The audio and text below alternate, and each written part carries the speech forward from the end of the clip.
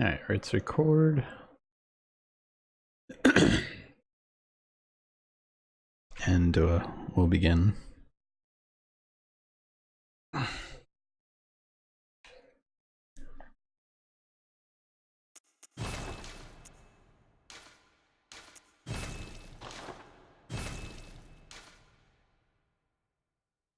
Class in session, boys. That's right.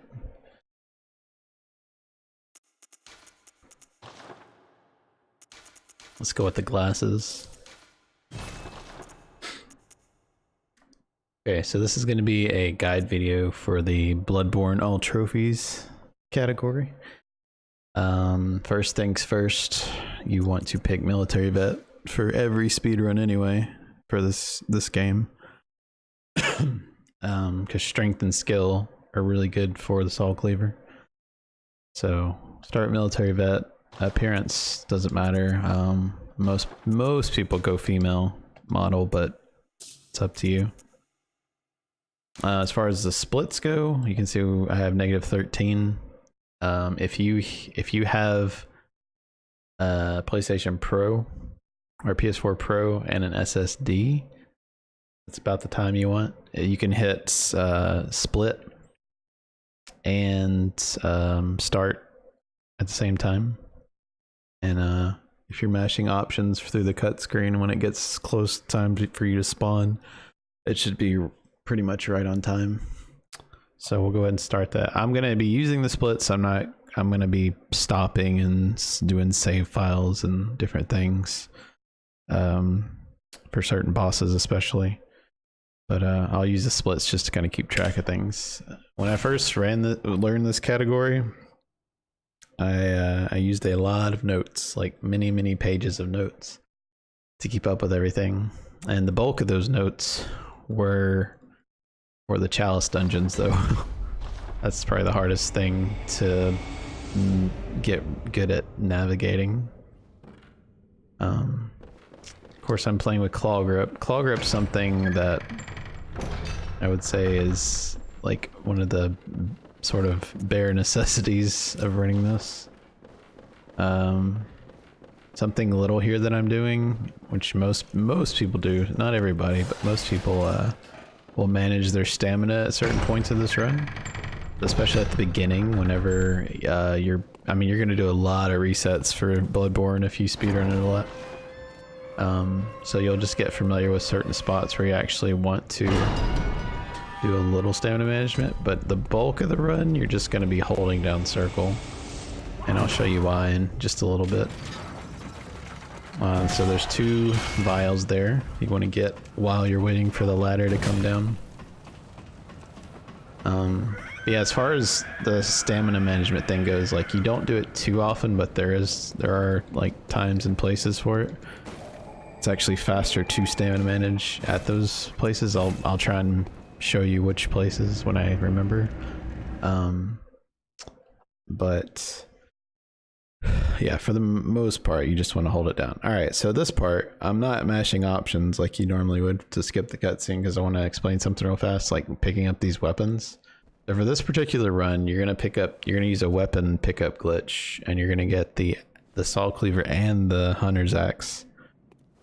So you need to, once you get up to the spot where they spawn, you need to be kind of quick on picking it up. So we're gonna get about right here, we're gonna spam, we're gonna get the axe, the cleaver, and then once we keep spamming and we get this menu to pop up a second time, that's the glitch performed pretty much. And so at this point you can kind of take your time. You don't want to, obviously you're trying to go fast, but once you have it up, you're good, you got it. And so in like maybe all bosses you would get the cane. Some people still get the cane, some people skip it, but for this run you actually want the Hunter's Axe for an NPC kill later. So get that axe and then run up here, grab the pistol, and as soon as you grab the pistol you have your Hunter's mark on your quick bar, so just hit square and X to mark out.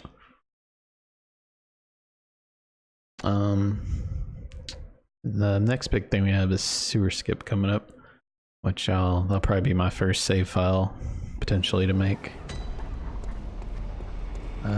And then what I'm doing here is, since I have claw grip, can lock onto this mob and dash. Since I have claw grip, you can pretty easily equip things while you're running. You kind of do like a dual claw grip. That's what I do at least. And our first like notable pickup here coming up is the torch. So you can go here and grab these 2 vials, and then you want to wrap around. I forget the torch a lot. Wrap around here, and there's 4 mollies and a torch you can pick up. This is part of the trophies for this run. And I was picking up pretty much all the weapons, as far as I know.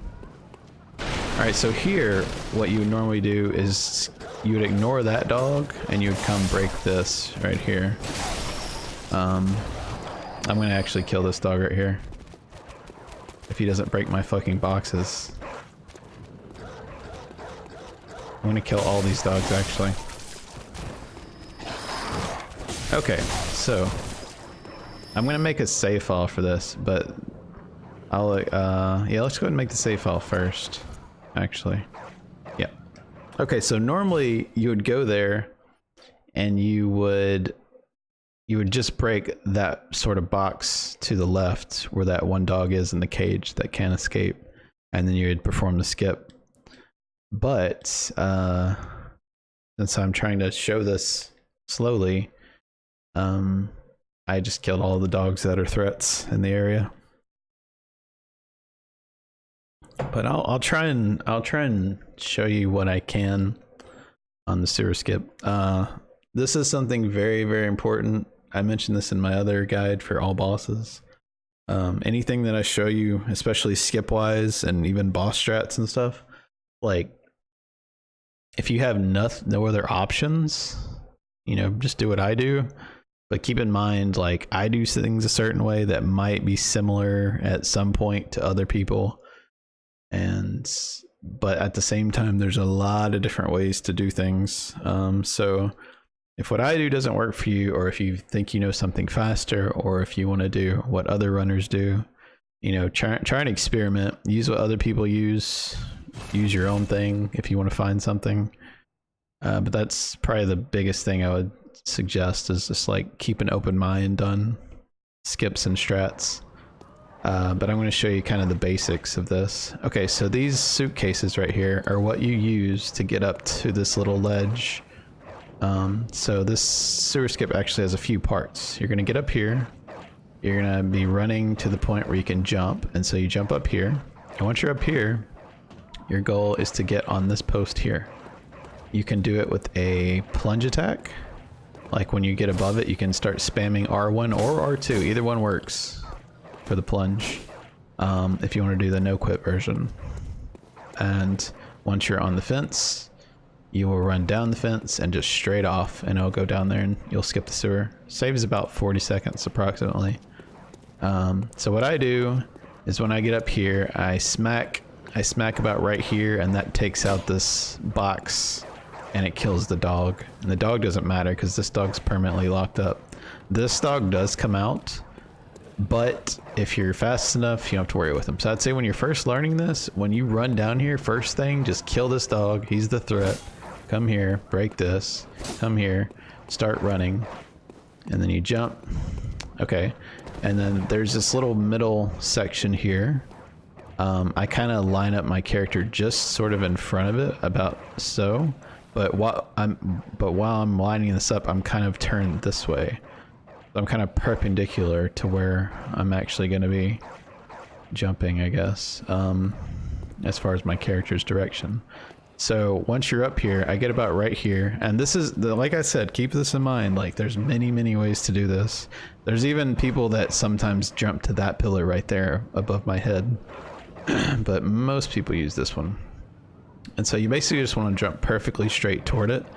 But the thing is, if you jump too shallow, like if you jump from like right maybe here and jumped, you would be too short and you wouldn't even probably hit it. But even if you do hit it and you roll off and you go down the sewer and you do a quit out, if you're too close or too far on the side, then it usually won't work. So you want to kind of hit it on the center or the outside edge, like towards the sewer basically. And something else involving quit outs is if you are in the air when you quit out, when you come back into the game, your character is gonna spawn at the last place that you had footing, and that's like the whole point to hitting this sort of post or here is to get that footing there. So let's go ahead and try it. So we're gonna run like you're here, and that should work.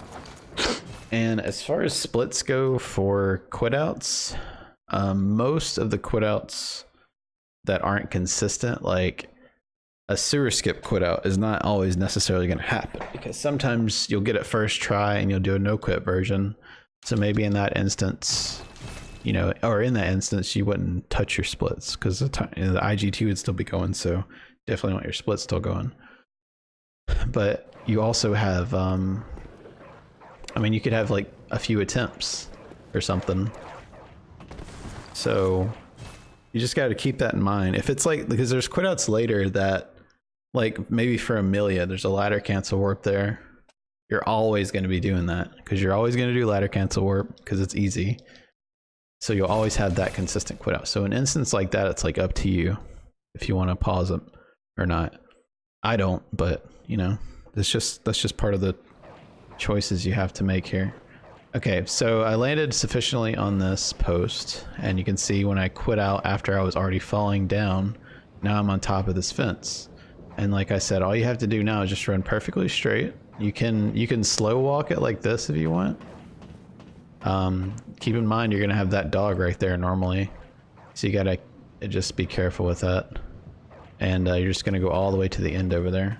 What I do is once I get here, I kind of make sure my character's kind of in the middle of the fence, so I don't fall off left or right, and I start sprinting, and I keep sprinting, and once I get about in this area here between maybe these two columns or these two posts, I slow down and get ready for the dog, because if he's gonna lunge at me, I want to be able to roll his attack like so. So let's actually load that real fast again, so I can just kind of do it all together. But you can see my first try on the sewer skip, I actually missed it. I think I was too shallow on that jump probably. I didn't really pay much attention to it. But that second one worked.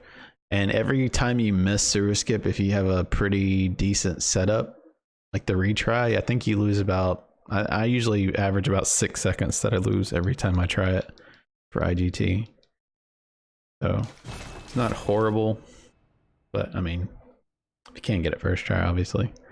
It's just one of those skip, like some skips in this game, if you fuck them up, you die. And this one's convenient because if you fuck it up, you don't necessarily die, you just can try it again and you lose a bit of time. So we sprint, and that should work. And then yeah, I'd pause my splits here, like so. Like right when I quit out, I'd pause the splits, and then when I'm loading back in, like this, just to show. Because you want the whole reason is like you want it as close to the IGT as you can get, but a game like this, it's not going to be. It's going to be a few minutes off typically, unless it's like a longer run. So you get the splits unpaused. See how I kind of line my character back up, make sure I'm kind of centered on this fence. Then I start sprinting. I'd roll the dog if he attacks, and then once you hit, whenever you hit the ground from a certain height, it's going to stun your character. So you want to spam circle to roll out of it, just to save time. Otherwise, you'll have to do the drop. You'll stun your character, and then you get to run it after like a second or so. But if you just roll out of it, you can gain control faster. This is about where I showed this last time, but you know, I mentioned if you hold down circle, that's like I did, or mostly what you want to do through this run, but there are instances where you do stamina manage. But the reason why you want to hold circle most of the time is this is kind of subtle and might not make too much sense initially, but there's like a few speeds, like when you're actually holding circle. Like when you first start running, it's like a build up to full sprint speed, because right now I'm at full sprint speed. If I let go of circle and hit it again, it's like a slow build up to the full sprint. But if you're holding down circle the whole time, what happens is I drop down to that jogging speed, like I'm not holding down circle at all, and then I build up straight to full sprint speed again. It like skips that middle step, basically. So it's just way more efficient. And you can also see it kicks back in. I'm holding down circle completely right now. Whenever my stamina regens, it gets up to about maybe 70-80% of the bar, and then it starts using it automatically. But it always just goes from that light jog to full sprint instantly. Whereas if you were to actually stamina manage every time, then you'd have that slow build up that you'd have to do, so you'd end up losing time. So yeah, just keep that in mind. Like I said, there are places you want to stamina manage, but most of the time just hold it down. If you're just starting, so sewer skip is one of those things that I would say learn how to do it early when you're learning the speedrun, but don't necessarily put it in your run quite yet. It's pretty it's a nice time save, but it's very hard. It's not the hardest skip in the game by far, but I don't think it's beginner friendly unless you're just naturally good. But yeah, either way, so if you're coming through here to here through the sewers or the sewer skip, either way, there's a shortcut right here if you want to get it. Just early on, because Gascoigne can kill you pretty easily. I think he's one of the hardest bosses in this speedrun when you're comfortable with it.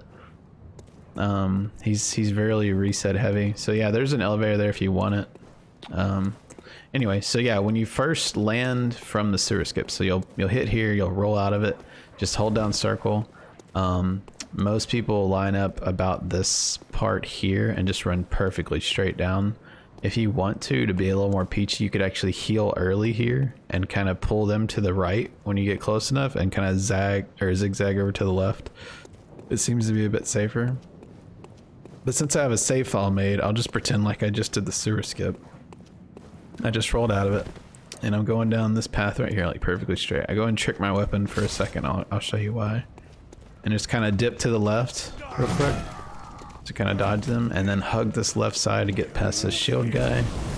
Come up here. And then what I do is let my stamina build up to about maybe the right side of my vial while I'm holding down circle, and then I hit heal. That way my stamina goes up to full almost.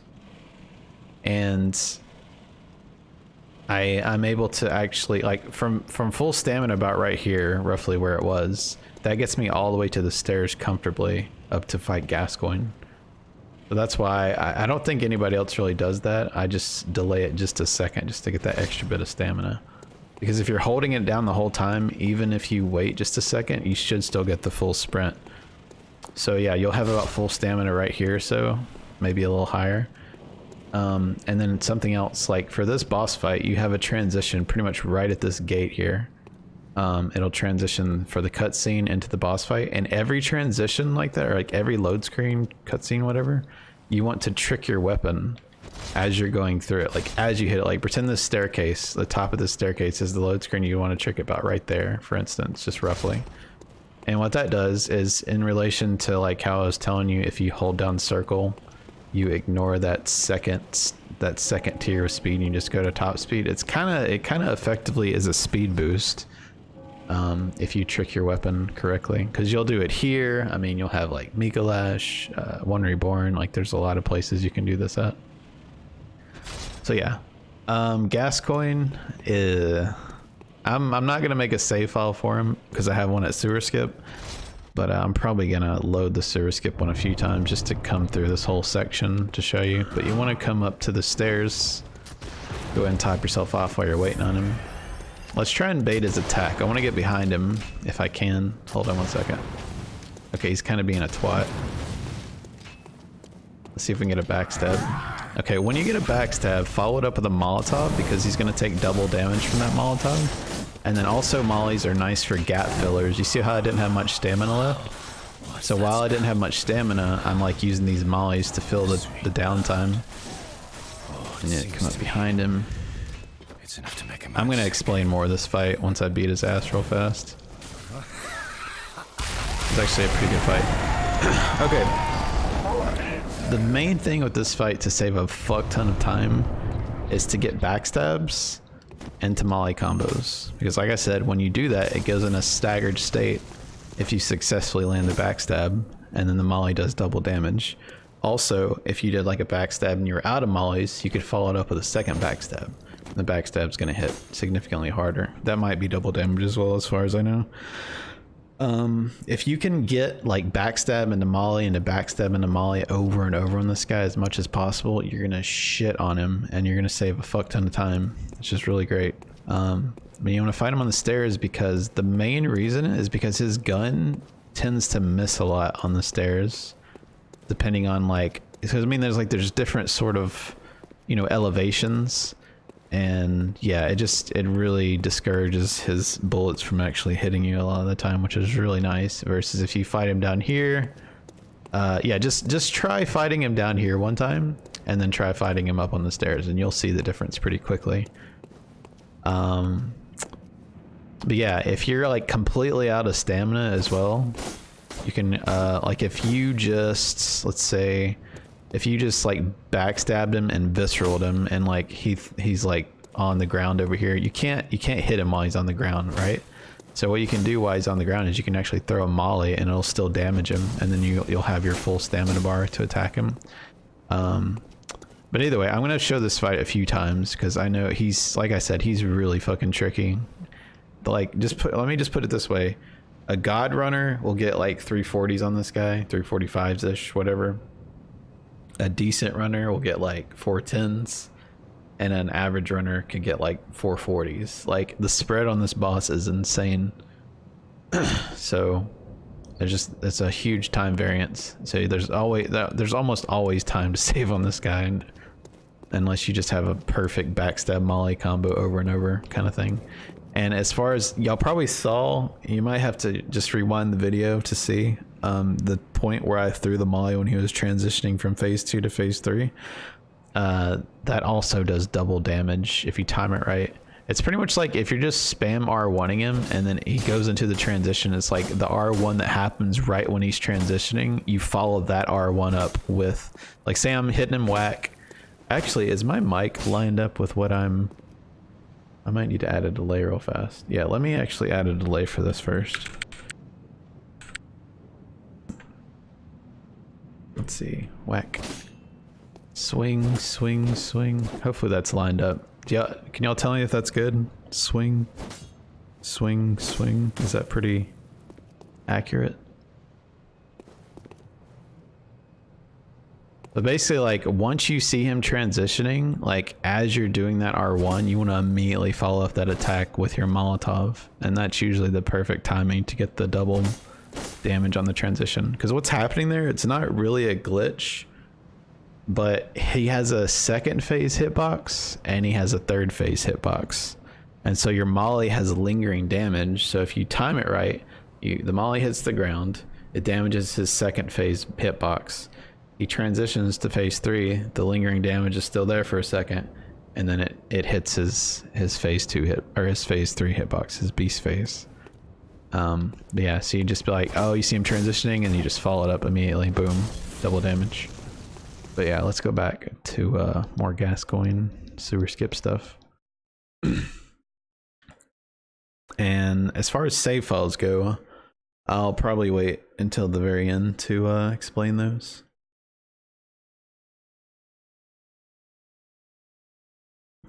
It's not too bad. You need like a PC or laptop of some kind, and you need a flash drive. You'll be good to go. There might be other ways to do it, actually. I'm not sure. That's the only one I know of. Okay, so yeah, we're gonna load up from sewer skip again. I'm being more thorough with this guide because there's probably some scam things I skipped on my all bosses one. Okay, so you get up here, start sprinting, jump up. And like I said, keep in mind you can do many lineups for this. Okay, so when I jumped over there, I've just, it's hard to describe, but like I had a feeling I could go for the plunge there, so I started spamming R1. Like I said, you can spam R1 or R2 for plunge attacks, and so that's the no quit version I just showed you. So you'll jump up. If you go for the no quit, you usually want to pull this up as you are hitting it, just in case. So like if you go for the no quit, it doesn't give you the plunge you fall off anyway, you can quit out faster. But yeah, we got the no quit, so we'd immediately line our character up, start running. If you get it first try with the no quit, the dog's usually not an issue at all. So I trick my weapon here, I run down this line, I kind of veer left the last second. You can heal here if you want. Oh yeah, that's something else real fast. Whenever you're out of stamina, be it in a boss fight or while you're running, if you need to heal, like go ahead and do it when you're out of stamina, because let me think about this. If you're playing DS3 and you heal in a fight, your stamina regen is going to be diminished and it's actually going to be impactful. This game, when you're healing, when you're out of stamina, or just regardless, it doesn't affect your stamina regen. Like your stamina just regens as normal. So use that downtime of having 0 stamina to heal when you need to. So like a good example is in the Shadows fight. There's going to be times where they're transitioning from phase 1 to 2. You're at 0 stamina from building up meter and stuff. Just heal up to full, because I mean, 1, that keeps you safer because you won't get one shot as likely, and 2, by that time in the run you have a gem that actually increases your damage from being full health. So it's just a win-win. Another boss that's good for is like failures. Okay, so we backstab Molly, we start doing R1 L1s. He knocks us out of it, so let's just do some more combos. Let's get behind him here, see if we can backstab. Immediately Molly, R1 L1 L1 L1. Get out of there. I'm just gonna Molly at his feet. Get ready for a parry. We got a partial parry. I didn't get the follow-up. Got it that time. And so as he's on the grounds here, watch, you can't hurt him with your weapon for a second, so I just throw a Molly at the floor and finish him off. I'm gonna do him at least one more time though. Since this is a guide video for all trophies, if I spent as long as I needed to on every boss, I would be here for about 7 days. Maybe 70 days even. So I'm not gonna cover them super extensively, but I'm trying to cover the basis. There's like you can just not backstab Gascoigne at all if you wanted to and just go for parries. Like he's really susceptible to parries, to backstabs, to mollies, just because, you know, especially in his beast form. Fire just does really well on him. But yeah, a lot of NPCs are kind of like that. They're really weak to stuff like that. Parries and backstabs. I think I went too far left on that one, actually. But yeah, like, I really could spend a very long... Like, I'm not amazing at him. I'm pretty good at him.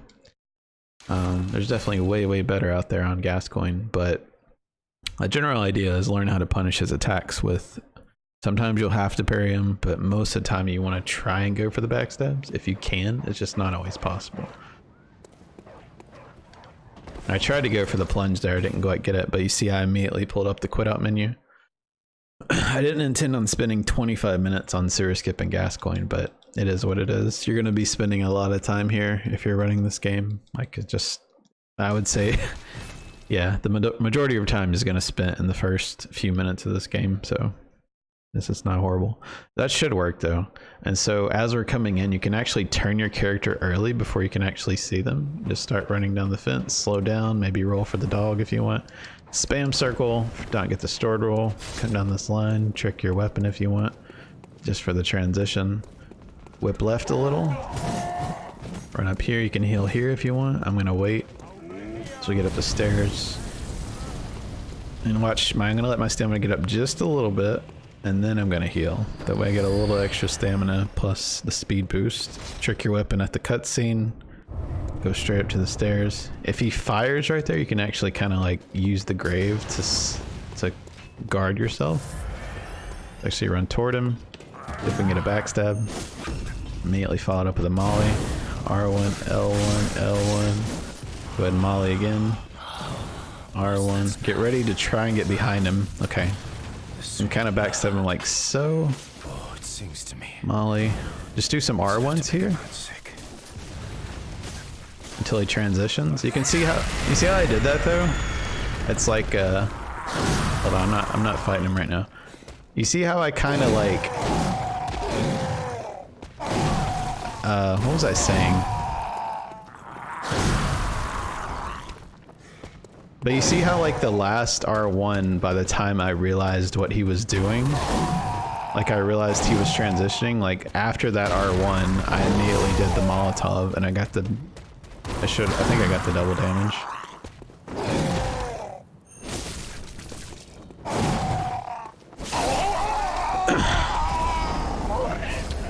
But yeah, I wish this was on PC and we could mod the game to have like, I could use like cheat engine to have invulnerability and just fight him for like an hour straight.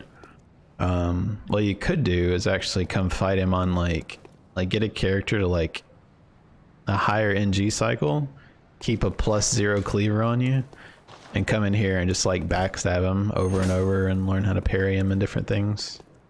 Like that's probably the best thing you can do.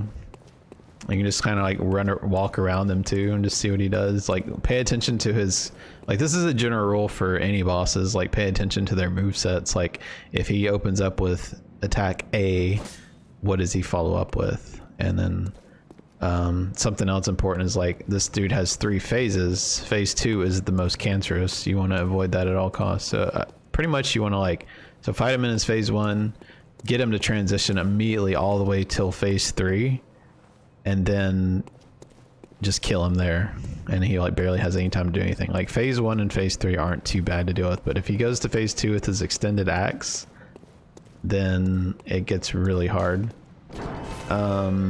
If you're familiar with this game, you probably know where some pickups are.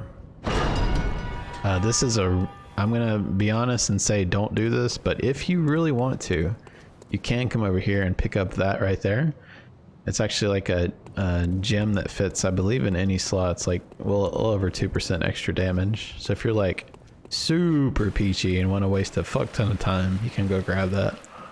But yeah, I'll try and show you where like maybe stuff like that is, and extra vials, different things. Okay, and this is the blood workshop tool or whatever it's called. I don't even know the name of it. Blood gem workshop.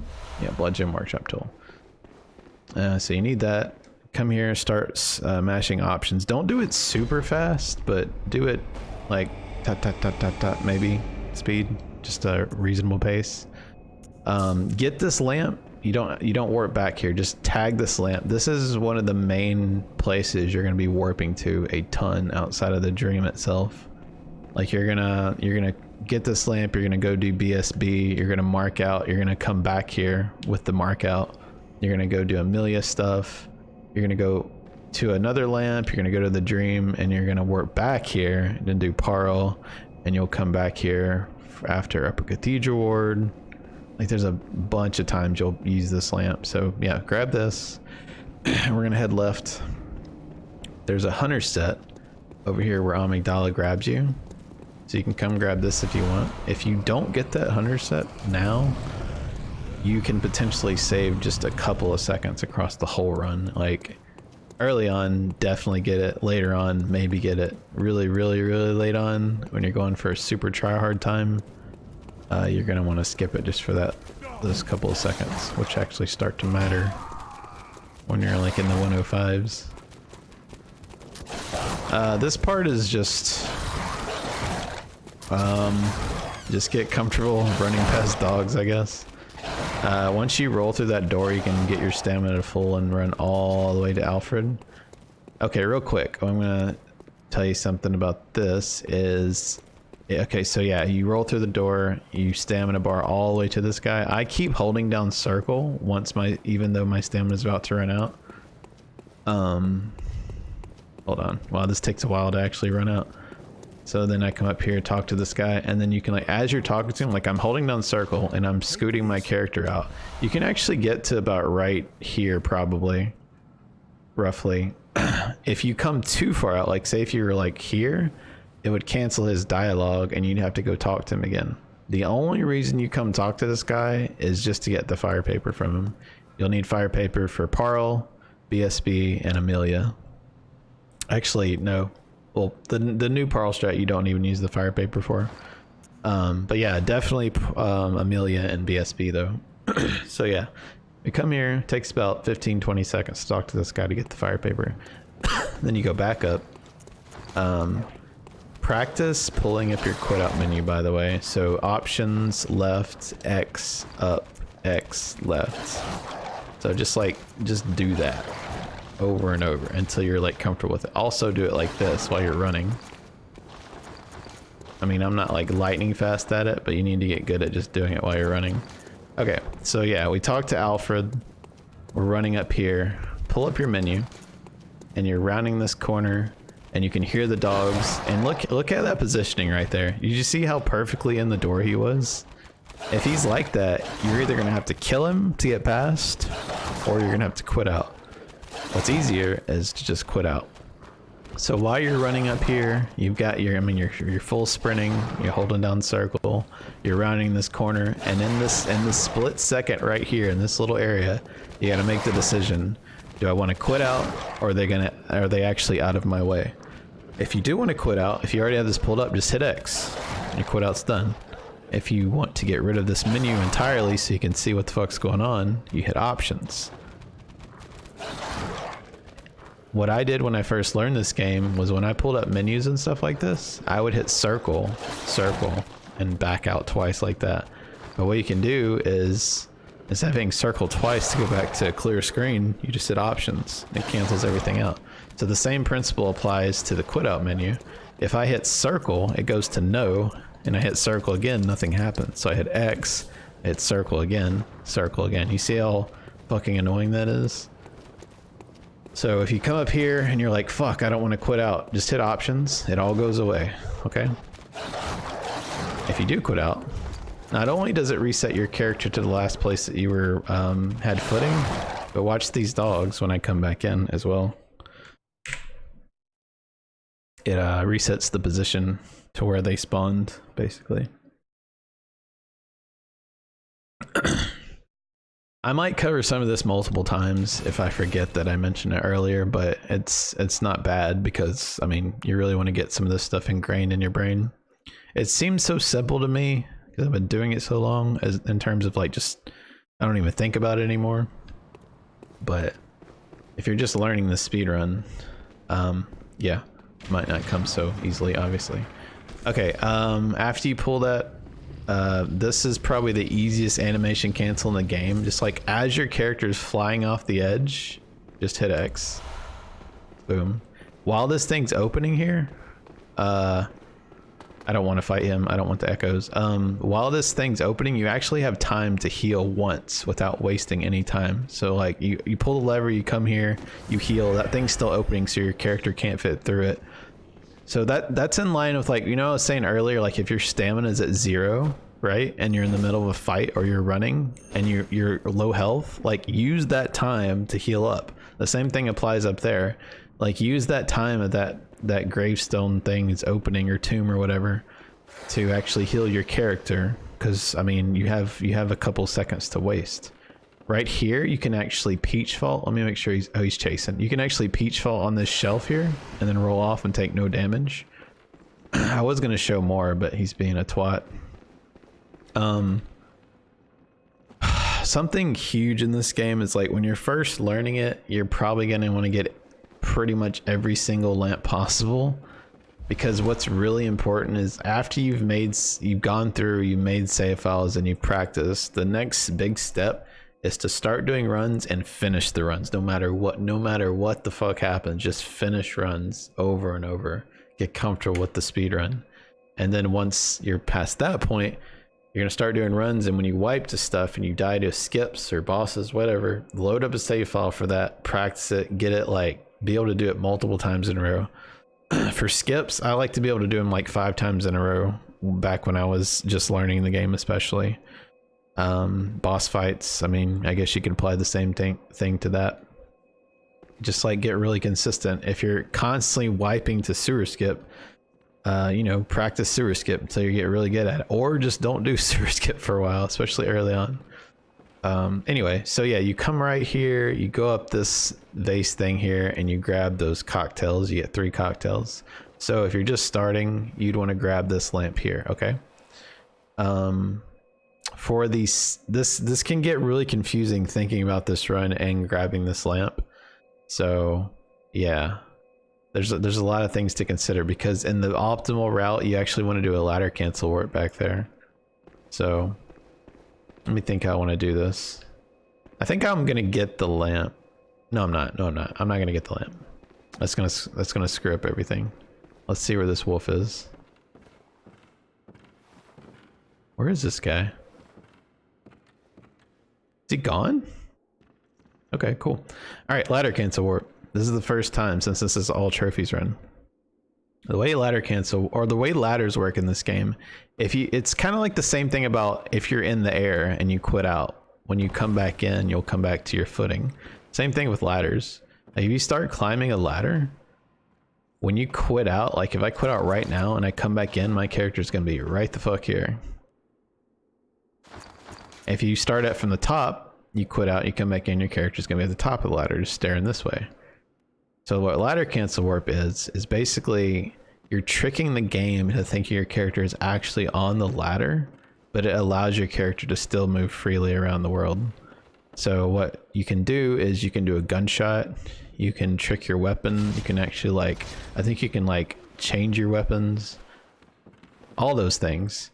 And right after, I'm talking like maybe 0.1 seconds after, I'm just giving an arbitrary number, I don't know exactly what it is, but right after you do one of those things, you want to hit X to act like you're getting on the ladder. So watch how it's kind of sucks my character in. You see how it pulled my character towards the ladder there?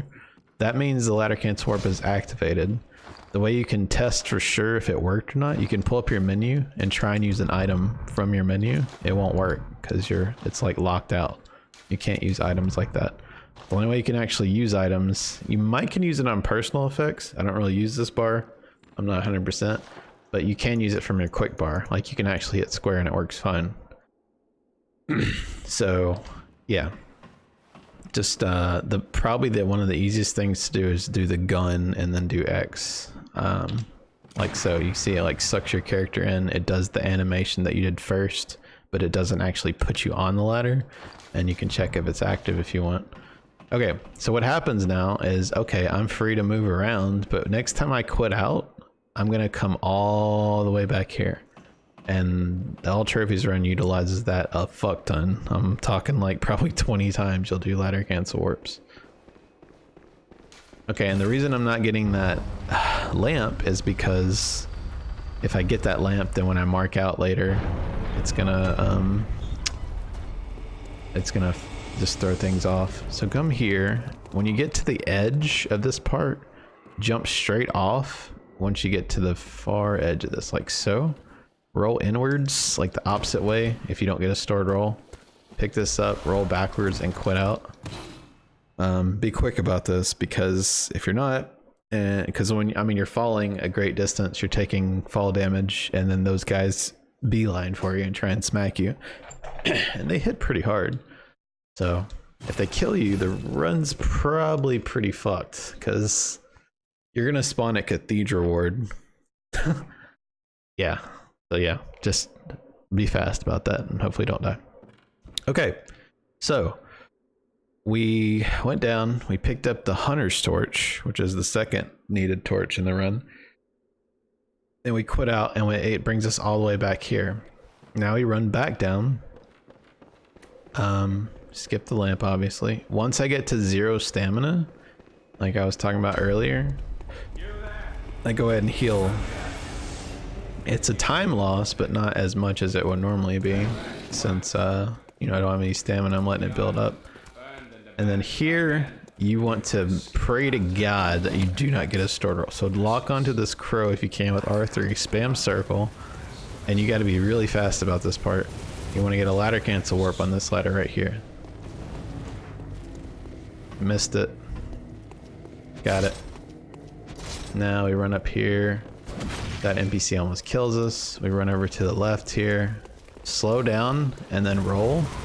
Heal up. Okay, we're pretty safe here. I don't think... Are they gonna fuck with us? I'm not. I've never stood here with the NPC on me. They might shoot at us. Anyway, okay, so this skip. This is like the... Motherfucker. You son of a bitch. Okay, anyway, I'm gonna go ahead and roll off. This is the older Yharnam Skip. There's a one older than this as well. This is like the sort of mid-tier old Yharnam Skip. And the reason we use this one now is because of the ladder cancel warp stuff. It's just more conveniently placed. But you basically want to roll and get on this part. You can roll over here if you want. You can roll over here, just wherever. But you want to be on this side when you start running. You kind of run at an angle and then you just run off to the right side. It kind of grazes the fence there. And then you roll off onto the bridge. That's like your end goal on this skip. So I kind of sprint into it and kind of run a little bit, kind of turn my character until I'm... You see how like I was running into it and I wasn't actually moving, and then I angled my character until I started actually, you know, moving along the ledge. And then once I got to the corner of the ledge, I just whipped my character like, I don't know, 45 degrees right. And then I end up on this fence. And as soon as I hit this, you'll want to just, you know, you're trying to go fast, so just roll off. Prevent that stored roll by hitting slamming circle. You can go ahead and equip your fire paper now if you want. These are 6 beast blood pellets. I'll explain these in a second before the BSB fight. So yeah, grab those and just get the fuck out of Dodge. Okay, with this route for all trophies, you don't actually need bold hunter marks from Old Yharnam, which are pretty standard for any percent and for all bosses. So if you want to pick them up, there's 2 bold hunter marks right there. You don't need them though. There's a Wandering Nightmare right here that actually drops 3 bloodstone shards, which are like the tier 1 level up materials. If you're fast enough, you can molly that dude, one-shot him. Yeah, okay, and then something else is, like I was talking about claw grip earlier. If you don't know how to claw grip, I'm not going to go extensively into it. Just know that I'm basically using like the side of my index finger to push all the symbol buttons essentially, and then use my middle finger for the R1, R2. Okay, this straight shot here is really nice for menuing. It's probably one of the easiest places to menu. So if you're like sprinting already, you can pull up your menu and you can go to like put on your beast blood pellet, put on your cocktail, and you can see like the order I have things. Like people's order differs. Like every runner I see does this a little bit differently. I'm going to take all this off though. So look at the time. So I'm going to put on this, I'm going to put on this, this, and this. Okay, you see all that's on the quick bar now, like really fast. But I mean, it's not easy to do, but what I would do is just practice it. Like just go on a straight shot and just practice putting this stuff on. And you can see how I'm like quickly doing it, because you have like when you put on the first item, you can see, okay, the top left where it says quick item 1, right under that it says 1 on the actual like item icon. That means you're in slot 1. If you hit R2, it goes to slot 2, quick item 3, quick item 4, quick item 5. Okay, R2, L2, you can cycle through them. So when you pull it up and you go here, it's going to be on 1. So pick your first item. So we're going to start with, you know, I already have my mollies on. As soon as I hit X, hit R2, you go to your second one. I'm going to do fire paper. I always keep my papers next to my pellets, just for convenience sake. Usually paper before pellet though, not pellet before paper, because you want your pellet to last the longest, so pop it last basically. So we'll do that, X, R2, X, R2 down, down, X, R2, R2. I'm going to slot 6, damn. Okay, so we would have it like this normally though. That's how I set it up. So when I'm running, I'm gonna actually go like fire paper, R2, pellet, R2, cocktail, like that, okay? Now I'm gonna make a save file. I'll go ahead and, I didn't show you a little BSB in my last tutorial, but I'll show you a little BSB here, I guess. So let's go ahead and save file here.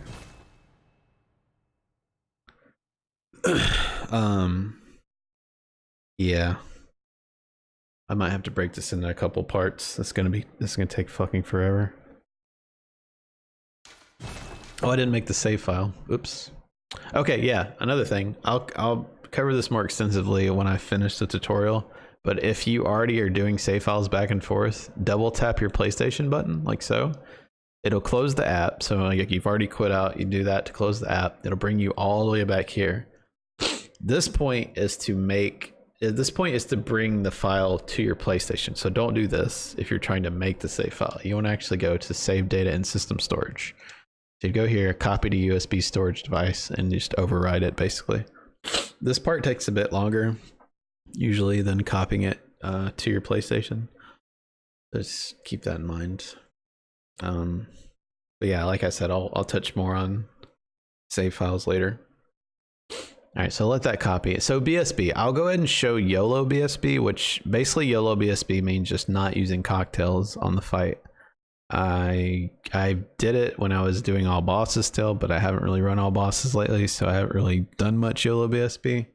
I might be a little rusty, but I'll show you the hardest part of it, which is the opener.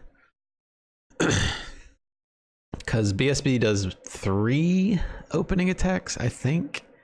And most of them are easy to punish, but there's one where she kind of jumps, and when she jumps, you got to be in a pretty precise spot to get the double backstab on her, because that's what you're gonna do. Like, she's gonna jump or do an attack, and you're gonna backstab, and that's gonna, like, backstabs and like R2s in general, L1 transform attacks, like they hit harder, and they motherfucker. I forgot I got the ladder cancel warp, so I quit out for the save file. Son of a bitch. That makes it awkward. What was I talking about? Oh yeah, so that's like they hit harder and they just build up meters. So you can say, oh, I'm just gonna whip my character right here. We've already picked up our fucking pellets and stuff, so I'm just gonna go back to the boss.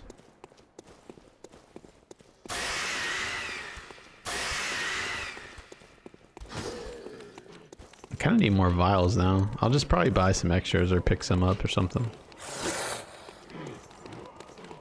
Okay, so YOLO BSB though, if we don't die here. This motherfucker. Ah.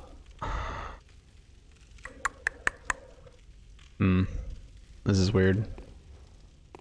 You know what? Let's just make another save file without the ladder cancel warp activated. That kind of threw things off. I forgot about that.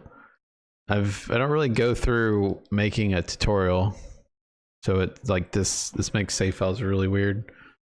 I did that with Amelia one time because you do a ladder cancel warp before her, and like you quit out to make a save file before Amelia practicing the new strat, and then you come back in to practice her and you're like all the way back at the ladder. It's like shit.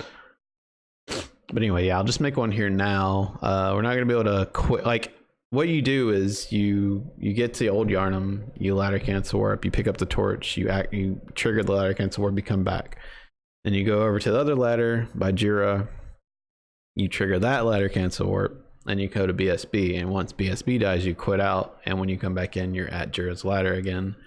When you kill Jira, then you mark out, you Bolt Hunter mark, and you go all the way, or is it Bolt Hunter mark? We have those? Maybe you do pick them up for this. I don't remember. Yeah, you do pick them up now with the ladder cancel warp. Yep, that's my bad. Forgot about that. So let me go grab those real fast. The other route I was doing before this, you didn't have to pick them up. You could just skip all the early ones. Yeah, we actually will need these then. Okay, so I usually put these on slot 5. Okay, my bad on that. Anyway, so YOLO BSB, let's go. So, fire paper, just pop it roughly at the door. And just pay attention to, like, okay, I'm gonna be running down this line approximately. So we have our fire paper already popped. And our pellet will pop about right here. Get around her, backstab, get some R1s off on her.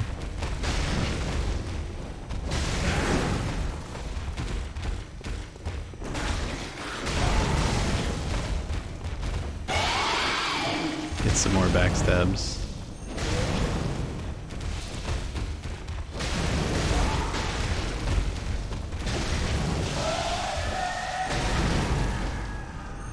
Okay. Now that she's dead, I can explain this. Okay, so what I did, like I said, your fire paper doesn't really matter as far as when you pop it, just get it in this journal area or even further back. I'm running approximately down this line right here, which you can kind of see. It's kind of like these bigger patches of grass right here, like this one and this one. It's kind of just to the right of those, basically. So you're running down, pretend I'm sprinting, so you're actually running down this line. Your fire paper's already going. Once you get about right here, go ahead and pop your pellet. So I use these like little vases here as kind of a marker and just keep staying on this line, okay? So you're popping your pellet and keep on sprinting. And once you get about here, you're gonna make a decision based on what BSB is doing. If she's gonna do the jump attack, which pretend I'm BSB, she's gonna basically do a queue up an attack and she's gonna fling herself all the way over here with the jump attack, okay? So when you're going down this way, you have your pellet already popped. If she's going for the jump attack, you want to immediately go up to about this square right here, just under my character, okay? Maybe about halfway up it or something. And right when you touch it, just queue up the R2 and attack this direction. It's going to hit the backstab on her, and then right as soon as you have already done that attack, so you hit the backstab on her, you do another one immediately. And like, that's the sort of standard opener. The other ones, what's going to happen is she's just going to do like she did for me, and you're just going to kind of wrap around her a little bit and do the double backstab. So you basically do like 2 backstabs, you hit her like 3 or 4 times, you do 2 backstabs, hit her 3 or 4 times, 2 backstabs, and you might have to finish her off with like 1 or 2 attacks. If you're doing this fight without YOLO, like I showed y'all the hardest opener, or no, I'm sorry, that wasn't the hardest opener, that was an easy opener. I actually probably need to try it until I get the shitty opener, the jump attack. Yeah, let's do that. Since I have the save file, I'll go ahead and do that just to show you that one, and then I'll show you the one with the cocktails as well. Dude, we're almost an hour in, holy shit.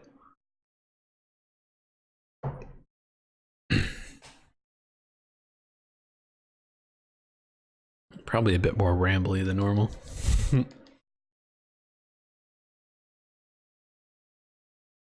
Since I'm a little short on vials, I might pick up some peachy vials somewhere, since that, like, that's sort of the downside of doing tutorials like this. It's like things just kind of get all out of whack. Okay, so we're gonna try YOLO again. So just get your fire paper, running down this line,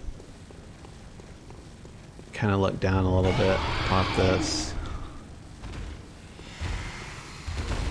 Get on the square. You see how we hit her?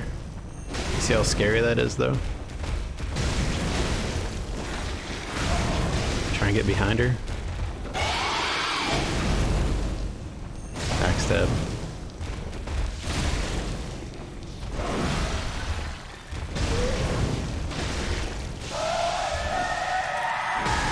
I couldn't get behind her for that.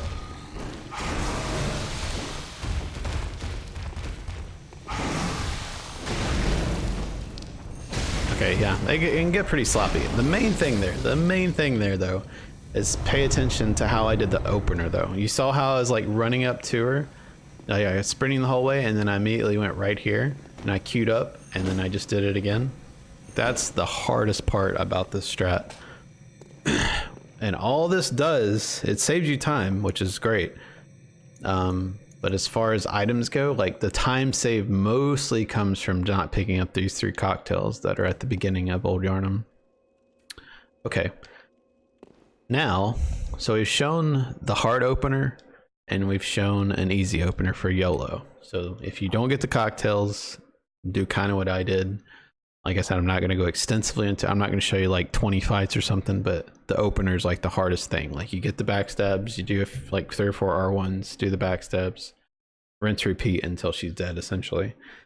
And like I said, like transform attacks, R2s, charged R2s, those build up a fuck ton of meter and they hit really hard. And when you backstab her and you hit her after that, just like Gascoigne, think about it like when you backstab Gascoigne and then you molly him, you do a fuck ton of damage. So it's the same kind of thing here. You're building up a lot of meter and you're hitting really fucking hard.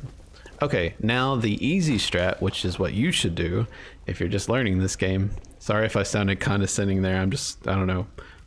Anyway, so yeah, so run up here You see the order of my items? So I'm going to pop fire paper, I'm going to pop pellet, and I'm going to start using cocktails. So I have them in that exact order on my hotbar.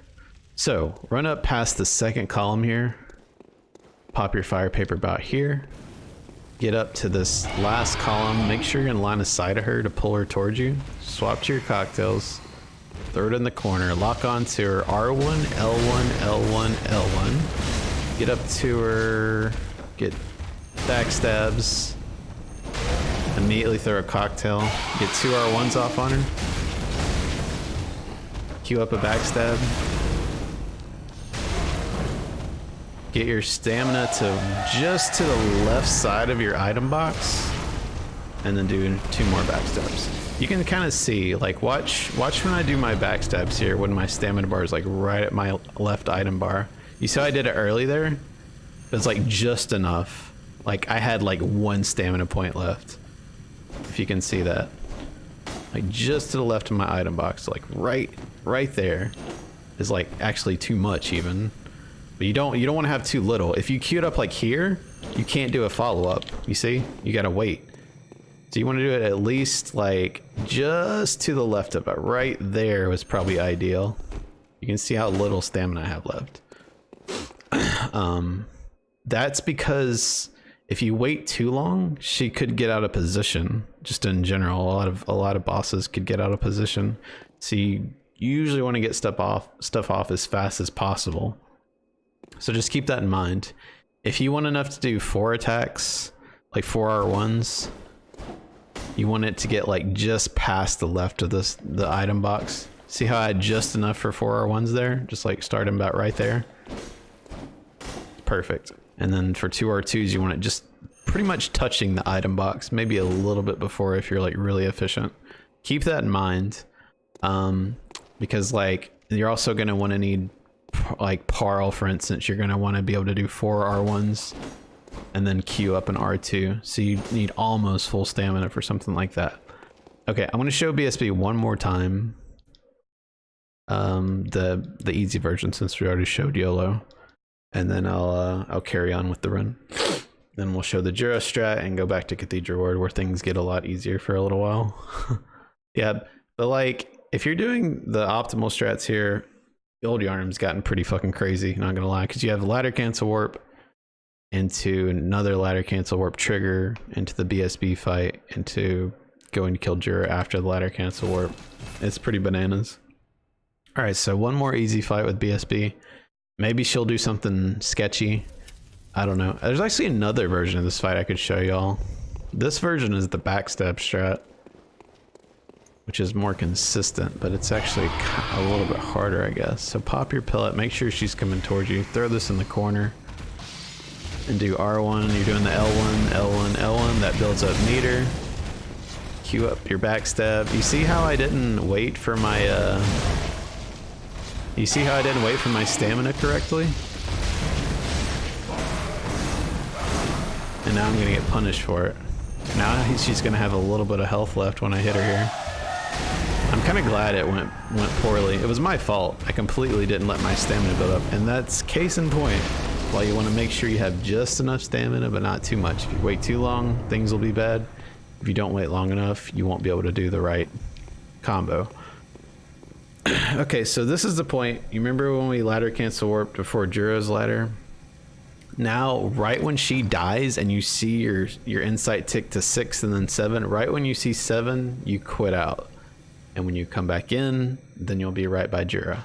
The issue here for me is with the way I'm doing save files and stuff, if I was just doing the run, it'd be fine, obviously, but with the way I'm doing save files, I'm not actually going to be able to show it correctly. But just pretend we ladder cancel warped, we quit out after BSB died, and then we're gonna pop back up at the ladder. So we'll go here and we'll just have to run all the way back. That's just all there is to it. Because we skipped the first lamp. I hope this isn't confusing to like think about, but if you're doing it efficiently, you're not going to get any lamps outside the cathedral one over here. So just keep that in mind. It's hard to like show it and do it at the same time without like making it really weird. Okay, yeah. So we're just gonna have to run this way. This is something you wouldn't normally have to do, but we just have to do it for tutorial's sake. We're just gonna get all the way back to Old Yharnam and all the way back to Jura. And I can actually I'm gonna actually pick up those peach vials, those 6, which is something you could do if you wanted. They're not too far out of the way. Because here's the thing, if you're doing stuff peachy in this run regarding pickups, it's really, really easy to get rid of it later. It's just free time save, just don't pick it up. Like, as simple as that. Whereas if you're changing strats, you gotta practice the shit out of new strats, you know what I mean? So do peachy stuff early, it's fine. And like I said, you can do a peach fall here just to not take damage, you run through. And we're just trying to get back here, so. For the sake of not... actually no, we still won't get this lamp. Okay, so yeah, pretend BSB just died, and pretend that we just quit out. And pretend that we're gonna come back magically to this ladder. Okay?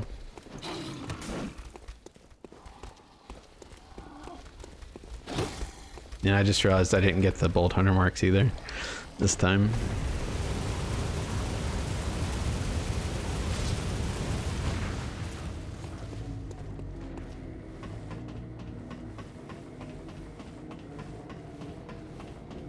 I might could pick up another set or something. The most important thing here is like, okay, you just came back in from BSB and have your axe equipped and extended already. This is very important before you climb this ladder right here. Run perfectly straight, like sprint toward him and get about right here and hit R1 for a charged attack like that. And then you're done with your axe.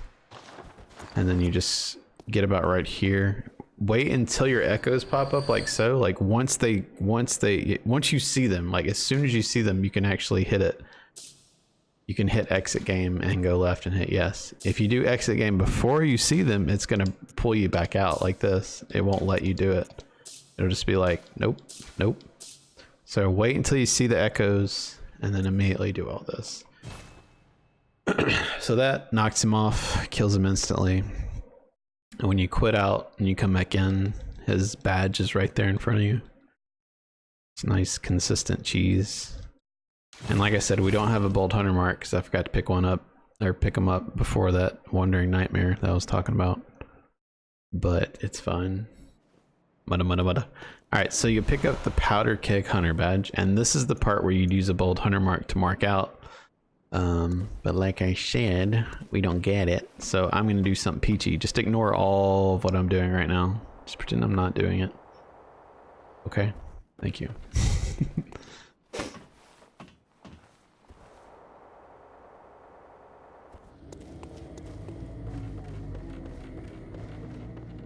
I'm just going to run through here. Oh yeah, wait, hold on. I can turn on the music too for the boss fights. I'm not doing any of this right now. This is totally not happening.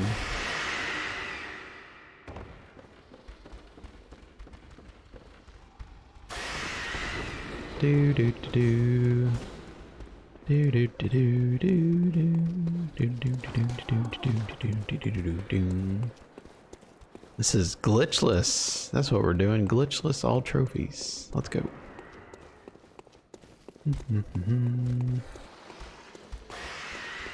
Yeah, you would never see this part of the game in speedrun.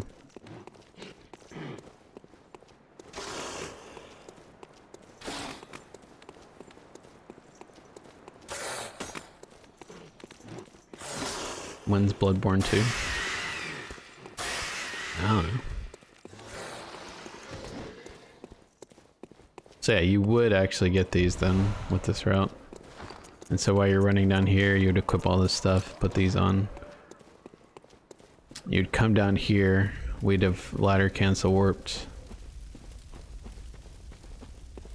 I might just do this whole section over, good god. You would fight BSB. You would quit out, you'd go back to, yeah, dude, I'm gonna start, I might, no I'm not. This has gotta be so fucking confusing now. It's hard to do a tutorial in this category.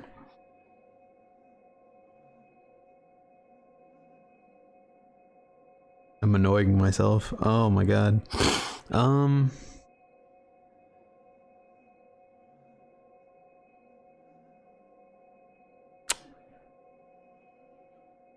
Fuck it. I'm just gonna keep going. Okay, pretend we just killed Jura. Okay. If you want to figure this whole section out and how it's supposed to be done, just watch the world record run. You'll see it perfectly. But yeah, it's just really fucking awkward to do with save files. It really is. But yeah, we just knocked off Jura. We quit out. We come back in. We get the badge and we bold 100 mark out. And this will take us. This should take us back to Cathedral Horde. And we'd split as well.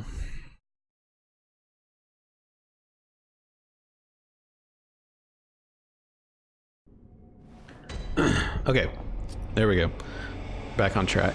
So yeah, we did all the old Yharnam stuff, and then we ultimately get to mark out. So we keep all of our echoes because we bold 100 marked, and now we get to go here. While this elevator is going, you can equip the rest of your hunter set like so. Make sure you push this elevator back down, just sprint across it. You can hold down circle. You're gonna need to do just a little bit of stamina management right here. Just let go for just a second, jump down like so. Roll out of that, and some people gesture here. I just kind of slow down my character like so. Roll, and we're going to the abandoned workshop. All right, here I meant to pick up those vials too. Okay, this is another part where I was talking about when you get 0 stamina and you have no health, heal up. Most optimal way. You're going for the cord here. And then, since this is all trophies, we actually do need this old hunter bone. Okay, this part, you pretty much just want to, like, you're trying to do an animation cancel on that chest, so you kind of want to, like, tag it in the air. Just in front of it. It's like we're running down here, and we just kind of whip to the left. And I messed it up. But yeah, you just want to, this isn't really super important, but you just want to kind of hit it, like, in the air, basically. And it like... While the chest is still opening, you're already able to interact with the item. If you do it right. That's not important at all. It's a very small time save. So while running on here, go ahead and heal up again. I'm actually going to peach fall. But what you would normally do is you would go off here on this ledge and you'd immediately roll and go down that way. Okay. What I'm going to do is peach fall because I'm actually using a lot more vials than I normally would because of this weird ass route. Okay, this guy, you're gonna actually backstab him. Like, as soon as you get to him, don't do a running R2. Backstab, molly, R1, and then hit the door, and it'll automatically give you the rune. That rune's really cool because you take less fall damage, and it helps with popping beast blood pellets. I actually need to talk about beast blood pellets too. I'll talk about that when I do Amelia, I guess. And then here, once you hit it, you want to actually put on your cord to be popped after the boss dies. You don't need this. I think this is worth like 1200 echoes. If you want it, it's not really going to help you for anything. So we're actually going to do a ladder cancel warp. Like so. Okay, so you can see how it sucked me in, and then you can check it with, you can't use items. You might want to get this too early. So yeah, trigger the ladder cancel warp, and you're going to come up here. We're going to grab these vials. Uh-oh. Uh-oh. Uh-oh. I waited too long. Lots of mobs aggroed now. Anyway, so yeah, now we're gonna go to Amelia. I can't make a save file because I ladder cancel warped, so I'm gonna show you the easy version of Amelia because the new version is like 3-second time save, but it's actually kind of tricky. Okay, beast blood pellets though. Beast blood pellets, basically the bar that appears at the top of the screen, the larger that bar buildup is, the more tiers of damage done / damage taken is unlocked, up to a potential of 70% increased damage done and up to a potential of 80% increased damage taken. And to build up that meter faster, you want to do transform attacks or charged R2s, you know, stuff like that. If you're just doing R1 spam, it builds up really slow. So most times you'll see when we open up for bosses, we're doing this kind of thing, which is R1 and a bunch of L1s.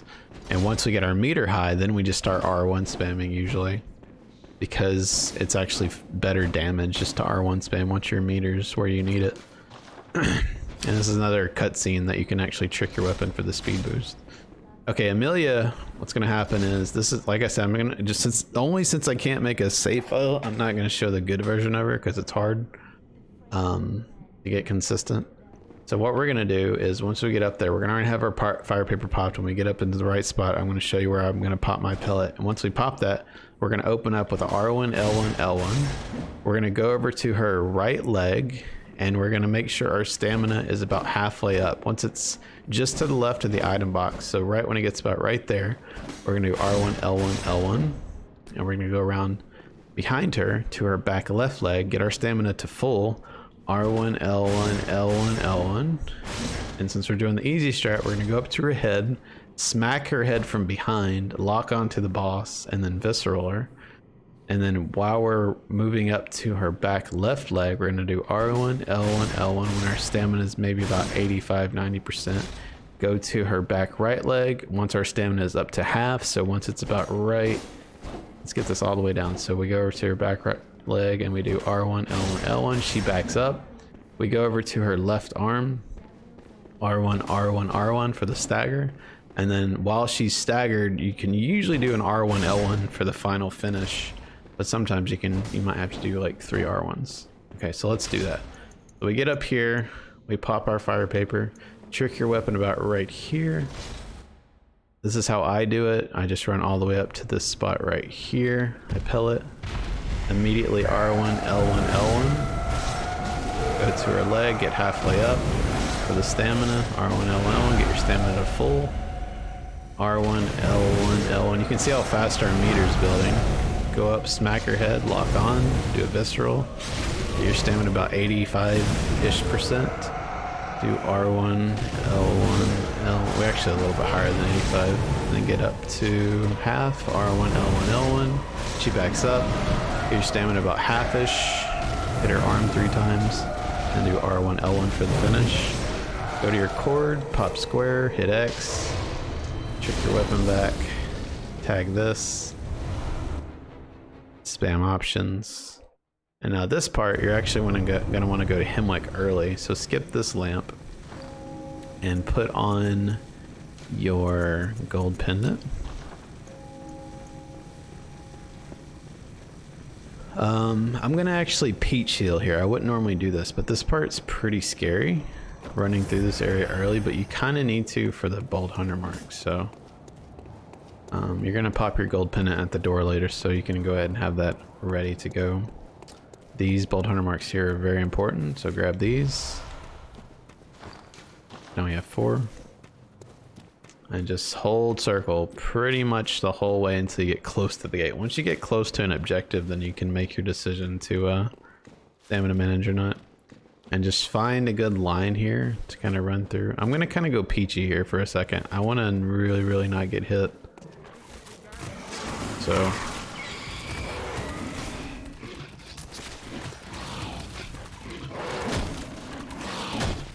it's like here we're gonna do a little stamina management. Try and get past this kid. I didn't mean to jump that. You cannot quit out at animations that the hunter's doing like this. You'll get disqualified. And plus, if you quit out early there, then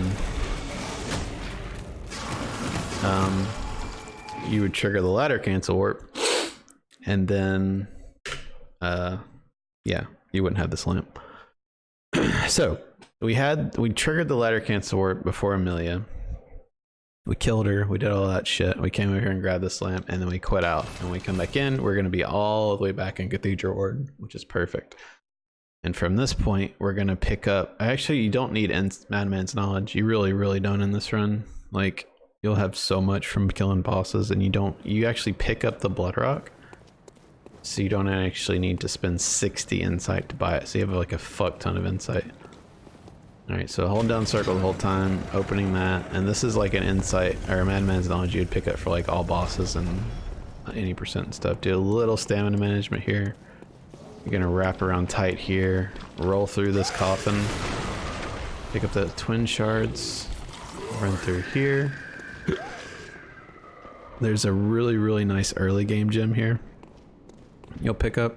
I like to pick up this antidote. I think it's pretty much breaks even. The antidote saves you having to pop like 2 vials. Within the time it takes to actually pop it. Pop this gem, by the way, while you're waiting for that door to open.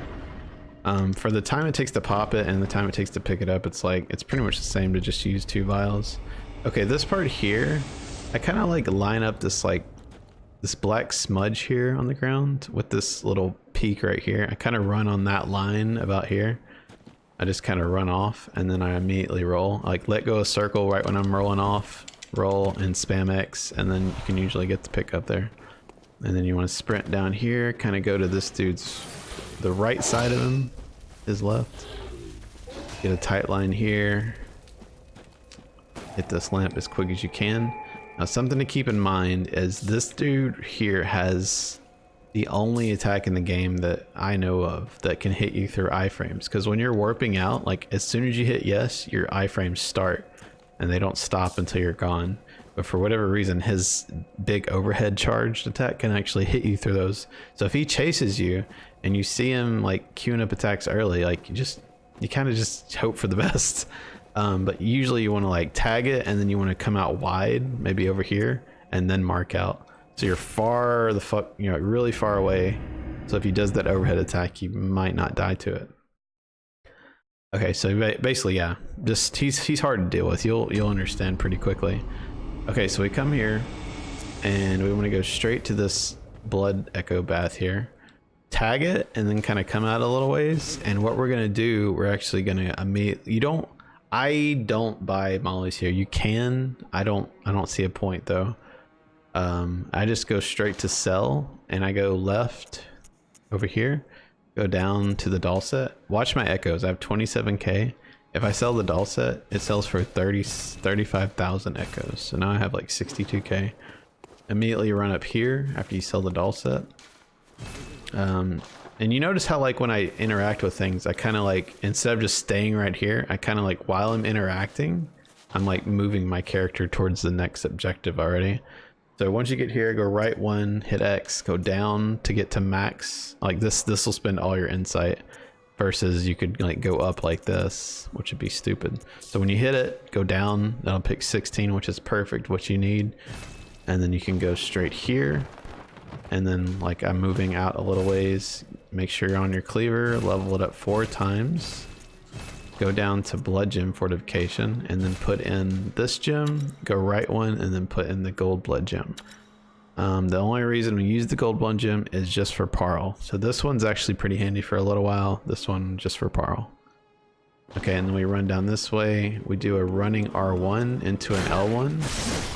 She dies. As she's dying, come here to get this item. This item's not important, but you have to get it out of the way to get to the important DLC item in a bit. So you pick that up, get the beckoning bell, inspect her.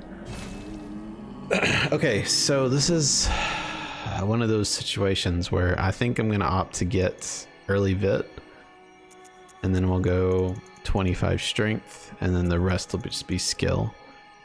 Okay, something to keep in mind with this game is let me set everything back to normal.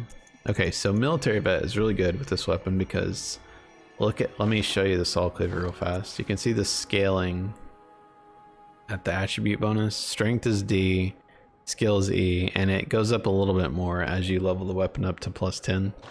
But the best scaling we have at the moment is strength. So your main stat priority is strength up to 25. That's the soft cap. So you can see how much our damage goes up. Right hand weapon 1 attack is 155, and now we have 177. After you get the soft cap, you want to go for the soft cap and skill, which we can't get quite yet, but you want to aim for it as best you can. So this is something that I would pick probably if you have a half decent time and you're trying to just be optimal. But what I'm going to do for this tutorial is put a little bit into vit and then do 25-20. And then we confirm that.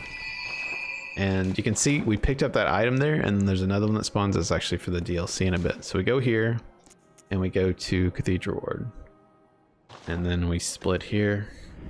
And then at this point, okay, you want to die as fast as possible to the Snatcher, because the sooner you die, the sooner you get to Yahar'gul, you can fight Paarl. So running up here, you probably want to have your chest and gloves taken off at the very least, since you have 12 vid especially. Something to keep in mind for this part is right through that wall, like in that general area, that's the Snatcher right like on the other side of it. So when you're running this way to go to Paarl, kind of dip your character, and like if you ran perfectly straight, you wouldn't aggro him. So just like dip your character a little bit to the right here, and you can watch how the Snatcher like moves himself up. And right when you get around this bend, pop your blood bullets. So that hurts your character and allows the Snatcher to guaranteed one-shot you, so you die as fast as possible. If you get one of these frame perfect tricks, which is not a good thing in this case, he actually does his damage first, and then your blood bullets kill you. You'll spawn at the lamp, which is bad. So it's not super precise, but just keep that in mind. That can happen. All right, start spamming options. Immediately open this gate. As you're running up here, what I would recommend is going ahead and getting good at menuing and go ahead and put it on this set. I don't kill this lizard here with the mollies. That's why I don't buy any. See you, dude. Yeah, that's why I don't buy any, because I buy the twin shards later. So yeah, I skip that. I go straight up here and I go for these 6 vials. I'm not gonna pop my fire paper yet because I don't want to I want to actually make a save file, but normally you'd have your fire paper already popped and you'd be running up here and do all this shit. But I'm gonna make a save file, so let's stop here. Close that.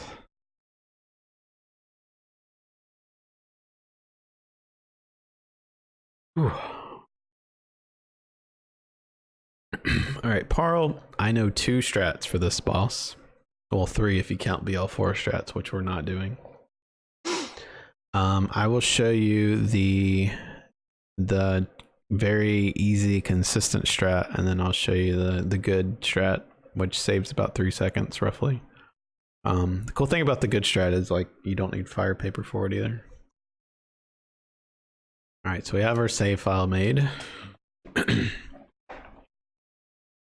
Okay, so normal easy strat. What you're gonna do is have your fire paper popped if you want. You don't need to pop it, but you're gonna just trust me. You're like, you don't pick up Madman's knowledge in this run, really, and you still have a fuck ton of insight for everything that you need. So just keep that in mind. So like if we want to use the fire paper here, we can. We're gonna get way more fire paper later. It just simply doesn't matter. You get a ton of stuff. So for this, in this case, we're gonna go ahead and pop it. So pretend we already popped our fire paper back when our stamina bar was low earlier. And then when we get up about right here, we're gonna hit our pellet. Kind of keep to this left side. Open up with the full combo on this left leg. R1, L1, L1, L1, L1. Hit the head twice. Hit it once more, lock on, do a visceral. Lock onto the head as soon as you can. And then just do like 3 R1s. That's the very consistent and easy as fuck strat. I'm gonna try and show the best or the fastest strat that I've seen so far. This one you don't, I mean that one you don't even need fire paper, but this one as well you don't. But if you're out of stamina, might as well go ahead and pop it. It's like you'll get a ton of them later. But yeah, this is the time save strat. Again, if you're just learning this run, I would go for the more consistent stuff. Like the strat I showed you for Amelia, go for that one. You can see the new strat in like a lot of people's runs. It's significantly harder, but it's up to you. Okay, now we're gonna do the good strat, if I can. So kind of the same opener. R1, L1, L1, L1. Get your stamina up just a little bit. Do R1, L1. And then get your stamina up almost to full. Charged R2. And you see, okay, what happens there is you get a a fucking ass ton of damage because she's jumping away, so you're getting a counter hit when you attack her in that state. And you're doing a charged R2, which is like the hardest hitting attack you can do with this weapon. Okay, so you're doing the hardest attack you can do, and you're getting a counter hit because she's moving away, so it just does a shit ton of damage as it finishes her off there. But yeah, those are the two strats that are worth mentioning.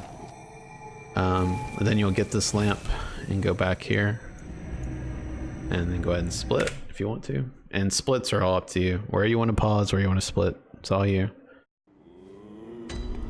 Okay, this part, you run straight to the bath again. And you can see I haven't marked my splits. I'm going to buy 2 bolt paper, and I'm going to buy 20 vials. So what I do, I buy the bolt paper first. Otherwise, you'd have to go to vials, hit R2 like twice, and then go down 1. So it's probably might be slower, but it just seems easier to me. I go down to the bolt paper, I buy 2, I go back up, I hit down once, and I okay it. So I have the 2 bolt, I have the 20 vials, and as I'm running up to go to Forbidden Woods right here, I actually pick up the eye of a Blooddrake Hunter, which is for the DLC. So then when I get up here, since we got early Hemwick lamp, we're gonna have this lamp. Do not take this. You're gonna waste a lot of time. Make sure you go down 1 if you're doing this route.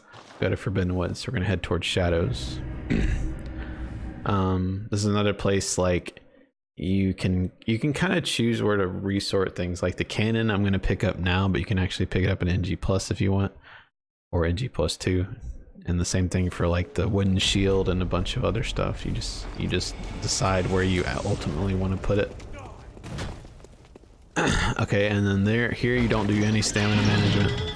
Bring it all the way to the end. If this guy does a fast attack, you want to go to the right, but normally you just go left like so. Lock onto this Wandering Nightmare. I get up to full stamina. Some people kill him, I don't. And then for the skip, yeah, I didn't discuss that in my last tutorial. I'm not going to do it now either. Just hug the wall, jump, and cash in your tickets. It's easy. Alright, there's 4 pellets here. I pull out my torch for this part. And also, you're going to want your cocktail if you don't have that equipped. And here you normally go right towards Shadows, but this is all trophies. We're going to hang left here.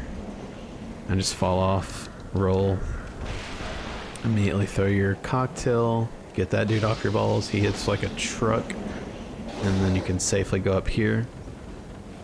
If you're just learning this route, get these knives. Like I guess you could buy them later. What I do is I grab them here though. You get 8 poison knives, which is plenty to kill Orphan with if you want to cheese them. If you are insane and you're just learning this round and you want to fight Orphan legit, fuck you, because you don't need to do that. That's stupid. And then pick up the cannon, all here, put your torch away, get up to the bridge. You can heal up to full about right here. Lock onto this guy, run toward him, let go of circle, get ready to dash.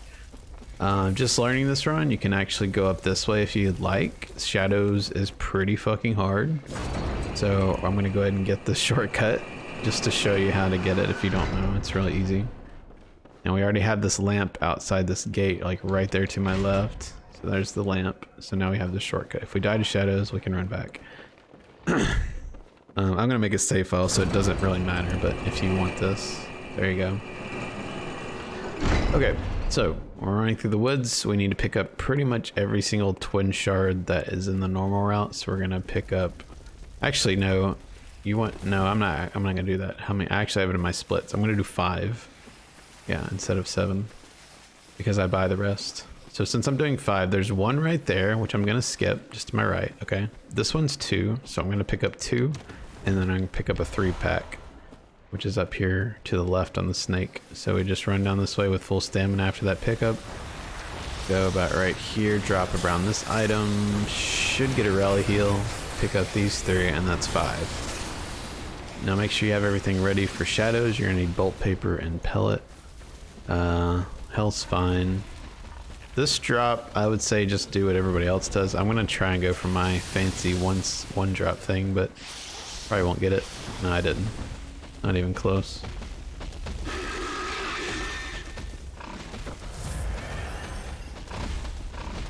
Alright, Alright, I'm gonna quit out right after I heal. And Shadows is another one of those like Gascoigne tier fights that's just fucking awful, man. There's so much that can happen here. But I can't spend too much time on it because I've already spent an hour and a half talking about the first 30 minutes of the game. So let's make this save file.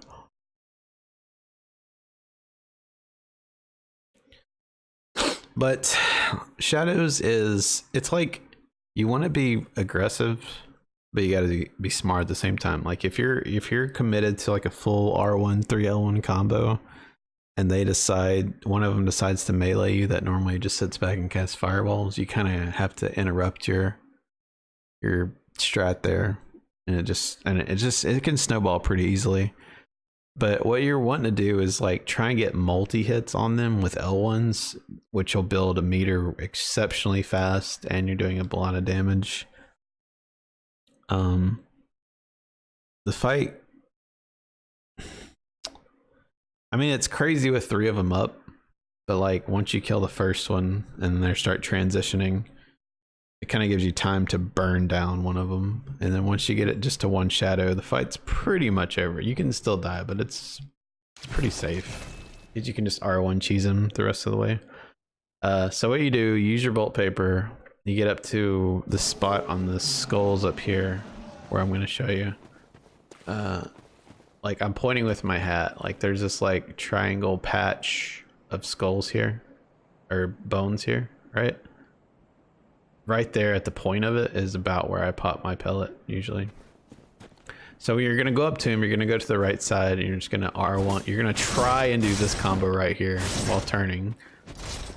And if they interrupt it, you'll just have to like roll out of it or something. But yeah, that's usually the opener, trying to get up a lot of meter, trying to do some damage.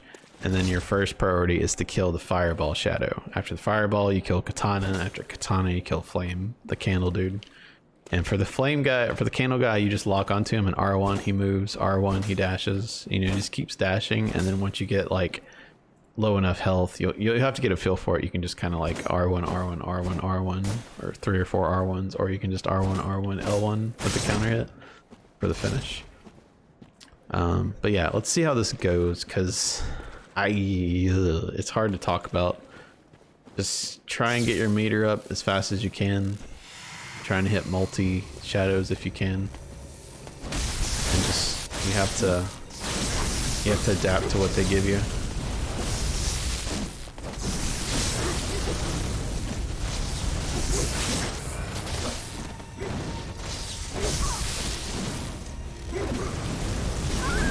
Yeah. I was trying to play aggressive there, but you can see like it's so easy for things to go so south there.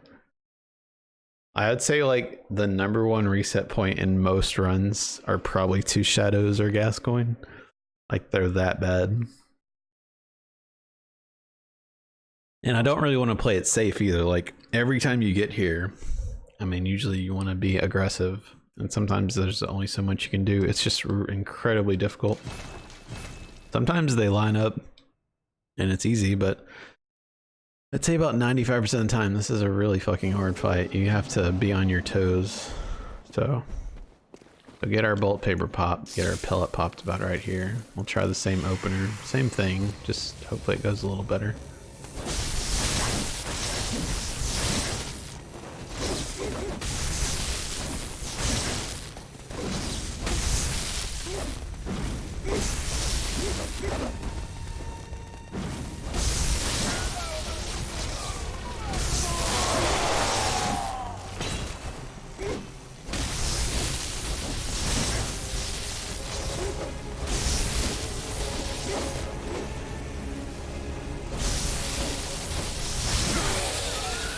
And now that it's just him left, we lock on, we R1, he dashes, we R1, he dashes. R1, R1, L1. That was overkill. But you can see, like, I don't really lock onto these guys outside of the last one. Because, okay, so your left analog stick is your direction and your right one's like your camera, right? So what I like to do is like kind of keep tabs on them, right? It's like, say maybe you're running this way, but maybe you're looking behind you to see what that shadow's doing or something. Like sometimes you just gotta be very good with your movement and camera control here to be optimal, because sometimes they're gonna do some shit that's just wild. So you want to keep tabs on all three of them while all the while trying to build up meter as best you can. And then once the fireball shadow is in the threshold of transitioning, all three of them transition. So it's like a clock starts. If you're not able to kill that fireball shadow before the other two are done transforming, like you're probably gonna get fucked in the ass. Like you gotta be fast. But you should be fine to kill him. So yeah, you're like trying to build meter, trying to dodge all their shit. And once they hit phase 2, they have their stretch attack. So don't get too far away from them if you can. If you get too far away, they'll definitely spam it on you. And then you burn down the katana guy. Keep an eye on the candle dude. Stay out of range of his flamethrower, and once it's just the candle dude, lock on and spam him. Just R1, he dashes, R1, he dashes, and then do like a 3 or 4 piece combo for the finish. But I'll do shadows a bit more. It's hard to talk about shadows because the variance is astronomical compared to most bosses, I feel like. So we'll try it again. But yeah, that's kind of the general focus. Like try and get your meter high, try and get some cleave damage on multi hits if you can, and then just nuke them. All the while dodging one-shot abilities and crazy stuff. If your meter, because like I said, once your meter gets high, you start taking more damage. So if your meter's like maxed out, like some of their stuff could just one-shot you. So.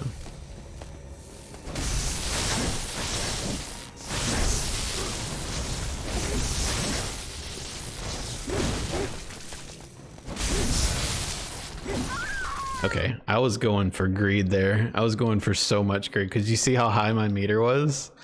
I was trying to cleave them all down as best I could, but I messed up a little bit. And that's a good case of why the reset is so heavy on this fight, because I'm not amazing at them. I'm pretty good at them, but I'm not amazing. But even the best players die to shadows all fucking day. It's just part of it. Three mobs as a boss. I mean, that's a lot of RNG to deal with.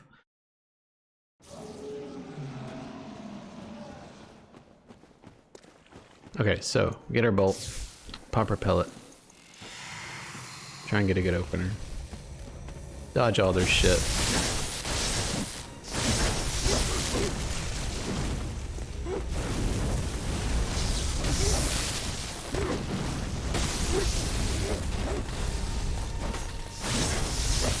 Dude. That was just sad.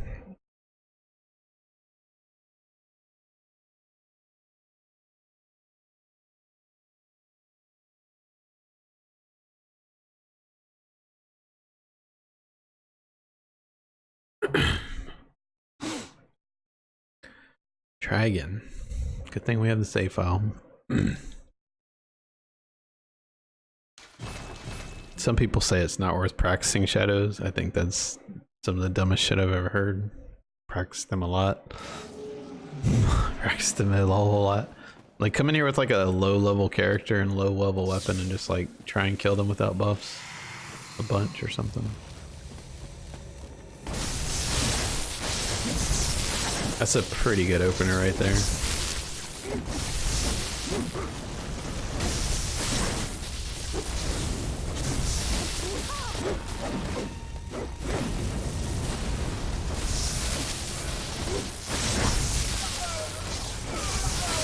See how we're healing up while we have no stamina?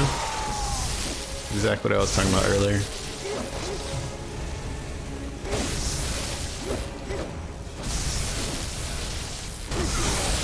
Watch out for his candle shit. Lock on. R1 he dashes, R1 he dashes. And then we can just finish him off. Oh yeah! Okay, I was getting stupid there. Let's do it one more time. One more successful time. Yeah, just get comfortable with like what they're doing.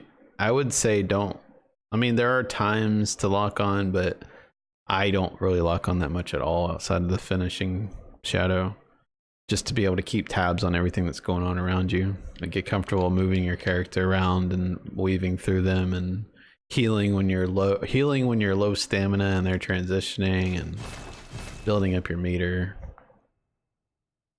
Yeah, killing the right ones in the right order. Fireball, katana, candle. I'll try it one more time if I live.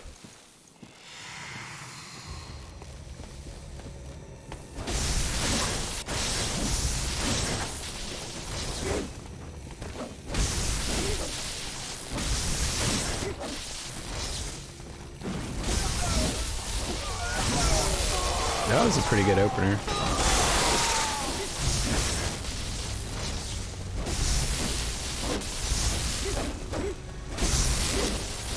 Yeah, that's actually a really good fight. It's not like amazing, but that's damn solid. And then watch our 3-hit finish here. Just do 3 R1s. Alright, we'll continue on with that one. That was a solid fight. Now watch how long our meter lasts. If our meter goes to like well past the lamp, you know it's a good fight. There's a Madman's Knowledge right there to my left, but you don't need it. I'm actually gonna grab this lamp though for the sake of this tutorial. See, our meter's still going though, so yeah. That was really good. Okay, so this part, I'm gonna go full stamina. I'm gonna run here. I'm gonna stamina manage a touch, go down this line, go towards this little patch here, kind of whip my character left, and go for the base tail, but I missed it. Okay, this is a Lunarium Key Skip. There's a key you don't have to get. You open a door and you can plunge off into the water to fight Rom, but you can like elevate your character up high enough using the collision of this mob to throw your character over the fence essentially to get to Rom easier. So we missed it, but this is kind of like sewer skip. No matter how many times you try it, unless you break the boxes, like you can just do it over and over and over. It's the same idea. Every time you fuck this one up though, you lose like, I don't know, 8 or 10 seconds. Okay, so we tried the yellow version, and what we're trying to do is kind of jump off the base of this thing's tail. And by the way, you can just like, you can fondle this thing if you want to, he doesn't care. Basically we're using the base of this thing's tail to like throw our character over the fence. We're getting like, there's that little vase thing here, you want to kind of jump just to the right of it, about right there on the fence. Okay, look at its tail though. See how it wags back and forth? When it wags out this way, about there, that's when you usually want to jump. So run into it like this, make sure you're sprinting. Once it gets out towards you, kind of jump towards the fence about right there. It's pretty forgiving. And when you hit bottom, roll out of it. Okay. Since I have a save file for shadows, I'm not too worried. I can just do shadows again and just do all this. I don't care. Rom is really hard to talk about. Look at the moonlight reflection in the water, okay? You can see if you turn around, you don't see it anymore. This is a guiding moonlight, so to speak. Keep track of this because it's very important. So Rom's going to be here for phase 1. Phase 2 is like just opposite of the moonlight, essentially that direction. And then phase 3 is kind of at an angle away from that, about 45 degrees or so. So you'll kill Rom. You're going to actually do so much damage that she skips that phase 2, 180 of the moonlight, and the third spawn's going to happen. But just keep watch of where that spawn actually triggers though. So pop your bolt, shoot her. I'm showing the easy strat. I'll show yellow Rom too. Do that opener, that's what I do. And you can just R1 these spiders down if you want. If you want to build up meter, that's fine. Like so. Do some L1s or whatever. It's not necessary. You can see how build the meter. Now we have a decent amount, not too much, but you can like dash in, do L1, L1, L1. Look at the moonlight though. Keep track of where that is. 1, 2, 3, charged R2. We're gonna do R1, R1, R1, L1. R1, R1, R1, L1. Okay, see the moonlight? Kind of go at like a 45 degree this way. You can see her spawn right there. And we should be right next to her. Now roll here, and then just to the left of this pack, about right there, we'll get to teleport. Okay, we're gonna, like I said, I'm at shadows, so it's fine. I'll just show shadows again. It's hard to like talk about this while doing it, but I'm actually gonna fuck up the fight intentionally to show you where they spawn in reference to where she is in phase 1, because you go from phase 1 to phase 3, you skip phase 2. And I'll also show YOLO ROM. I'm probably gonna make a save file after shadows this time, but I knew it'd be fine to just do shadows again. Not a problem. I'm gonna have to do it multiple times. Okay, so we've been here, done this. Easy fight right here. This is the easiest fight in the game. Get your meter high.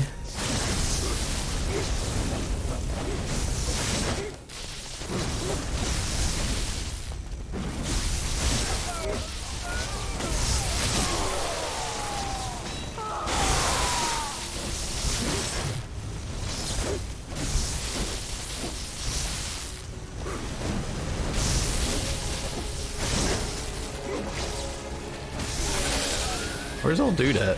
What the fuck are you doing? Please trip. Watch for the combo here. 1, 2, 3. Yeah, you see how much damage you do with that? Because look at our meter. Like, look at our damage right now. 377. And watch when our meter goes down. You can kind of see. Now it drops to 358. It's dropping tiers like I was talking about the beast blood pellets. You have tiers of damage that you unlock. And watch, now it is down to 278. And then when it falls off completely, we go to 185. So you can see how much damage beast blood pellets actually give you if you can unlock those tiers of damage quickly. So it's really helpful. And that's why we do the L1s and stuff. So I'm actually gonna make the save file here this time. We'll get the lamp as well. Make a save file here. This will show off the Lunarium Key Skip, and I'm gonna also try YOLO ROM and stuff. I don't think I've missed anything for actual trophies either. Pretty sure. I'm gonna pour some more wine while this is happening. Give me like 2 seconds.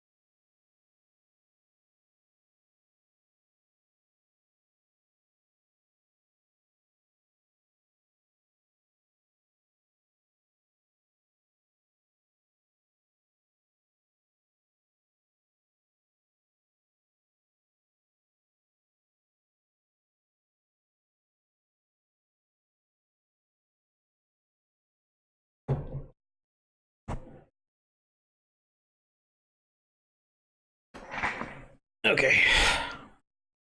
What are we on? Oh yeah, ROM save file. Okay. So yeah, we'll do Lunarium Key Skip. I'll do some YOLO ROM after I show ROM a bit more to show like the spawn position and stuff.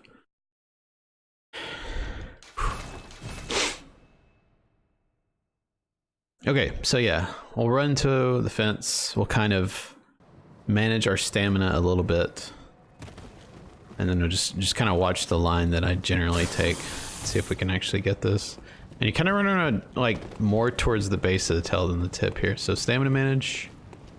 Go to about here, little stamina. Run this line. Go a little bit right. Swing left. And we didn't hit it even close. But whatever. It's not easy. It's not an easy skip to get YOLO like that. Some people are consistent with it. I'm not. What are you doing, squirrel?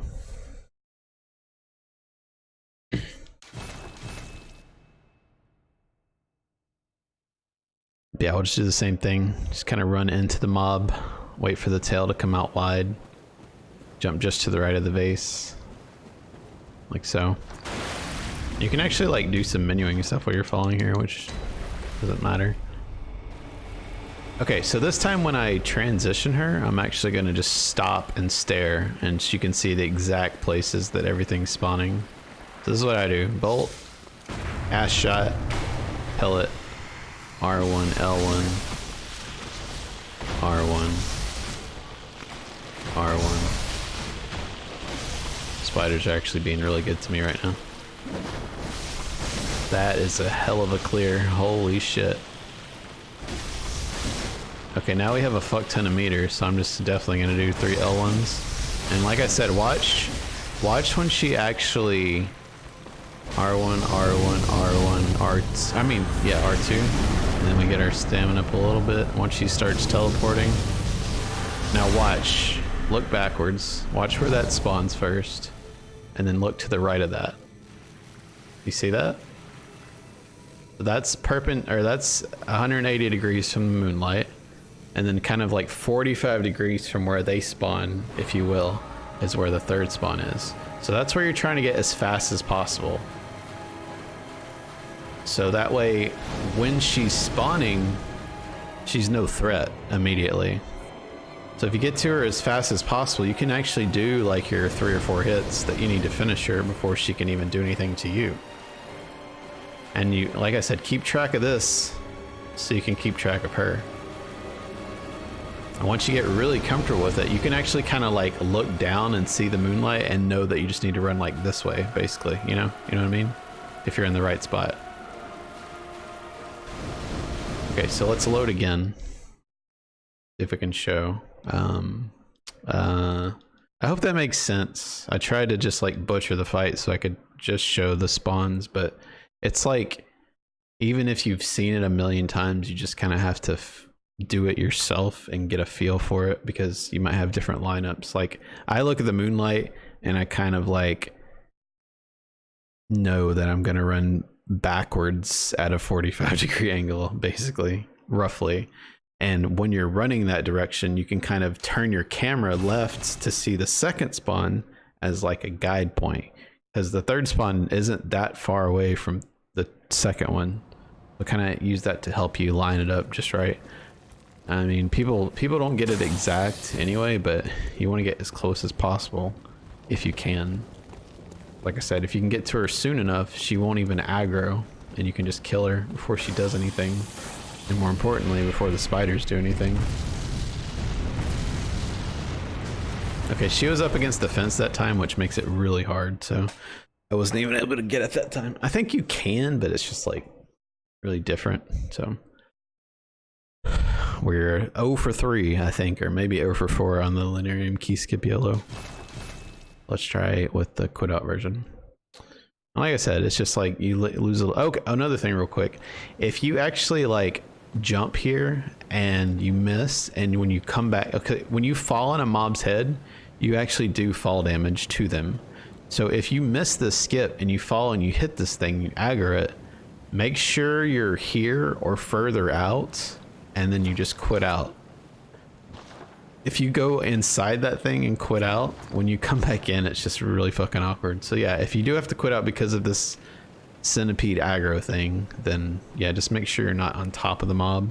All right, let the tail get out. Jump over the fence. This is one of the easier skips, I would say, in the game. This one's probably almost as easy as the Forbidden Wood skip that I did earlier that I didn't even talk about because it's so fucking stupid. Okay, so let's try this again. Pop it, shoot her, R1, L1. Whack-a-mole. You son of a bitch. I did not expect that, I'm not gonna lie. This is another fight where you can use your downtime of no stamina to heal up. Alright, dash, keep a track of the moonlight. I'm gonna L1, L1. I'm gonna cover something else about this fight too in a second. Queue up your R2 immediately. Let your stamina build up once she starts warping. 1, 2, 3, 4. Use the moonlight to start running this way. Kind of whip your camera left. You can see about where you are. See how I wasn't exact, but like I was pretty close? Like I was able to adjust on the fly, just get just to the left for the insta warp. You see I was able to adjust on the fly though, to know exactly where, about where she was gonna spawn. Like that's why it's important to like know where you're gonna start from, know which direction you're gonna generally run, keep track of phase 2 spawn, so you can know where phase 3 is gonna be. You've never done a Lunarium Key Skip? Oh, it's easy. It's easy peasy. You can also do it with an elixir. You don't have to quit out, which is nice for this run because, like if you were to do the Lunarium Key Skip at NG plus and NG plus 2, you can just pop the elixir. Easy peasy. I believe in you, Squirrel. I believe you will learn right now. I'm gonna even get a YOLO. Just watch this. We're like 0 for 4 right now. Go get about full stamina. Here. She's in a good spot, I think. There we go. Just do that. Just do that, Squirrel. It's fucking easy. Alright, we're gonna try YOLO now. Alright, so YOLO is basically ignore the spiders. So we're gonna pop our paper, we're gonna pop our pellet, we're gonna do a full combo, and we're gonna get the fuck out of dodge for a second. We're basically trying to get the spiders to come this way a little bit.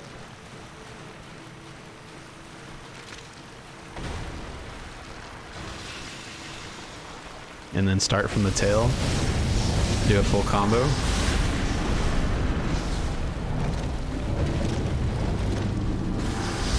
And that one spider fucked me up completely, so I wasn't able to get the good rotation. This is gonna be horrible.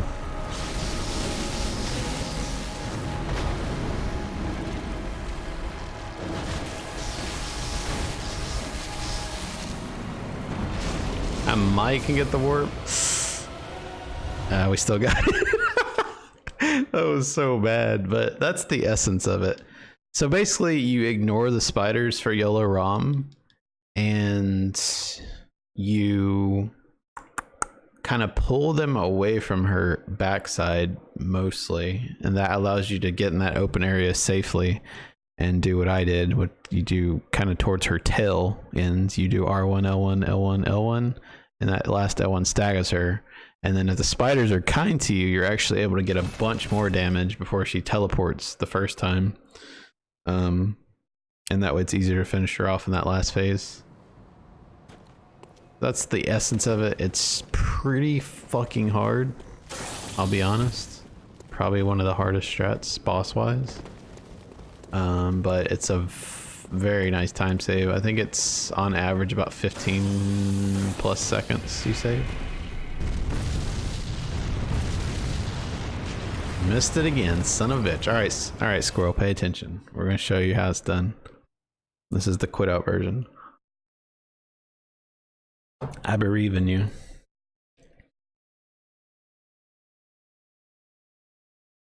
So yeah, make sure you quit out behind where the mob actually is, so you don't come in on her. I explained this earlier, but okay, so you want to run into the mob about right here, okay? So you can see this, the back leg, it's like right beside it basically.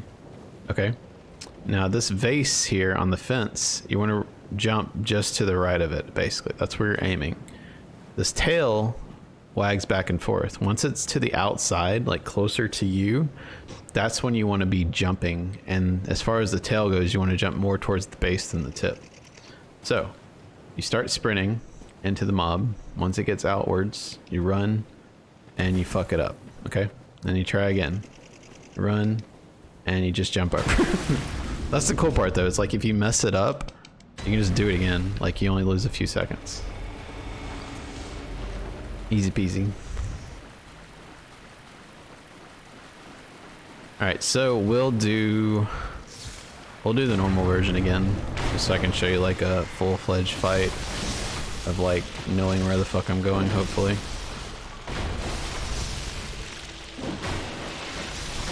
Dude, these spiders though. What the hell was that?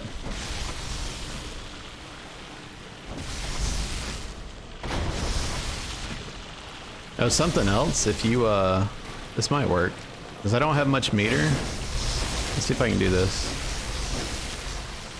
Yeah, there we go. You see how I kind of like didn't do the normal rotation? It's because my meter was really low, and I know I could get away with a different combo.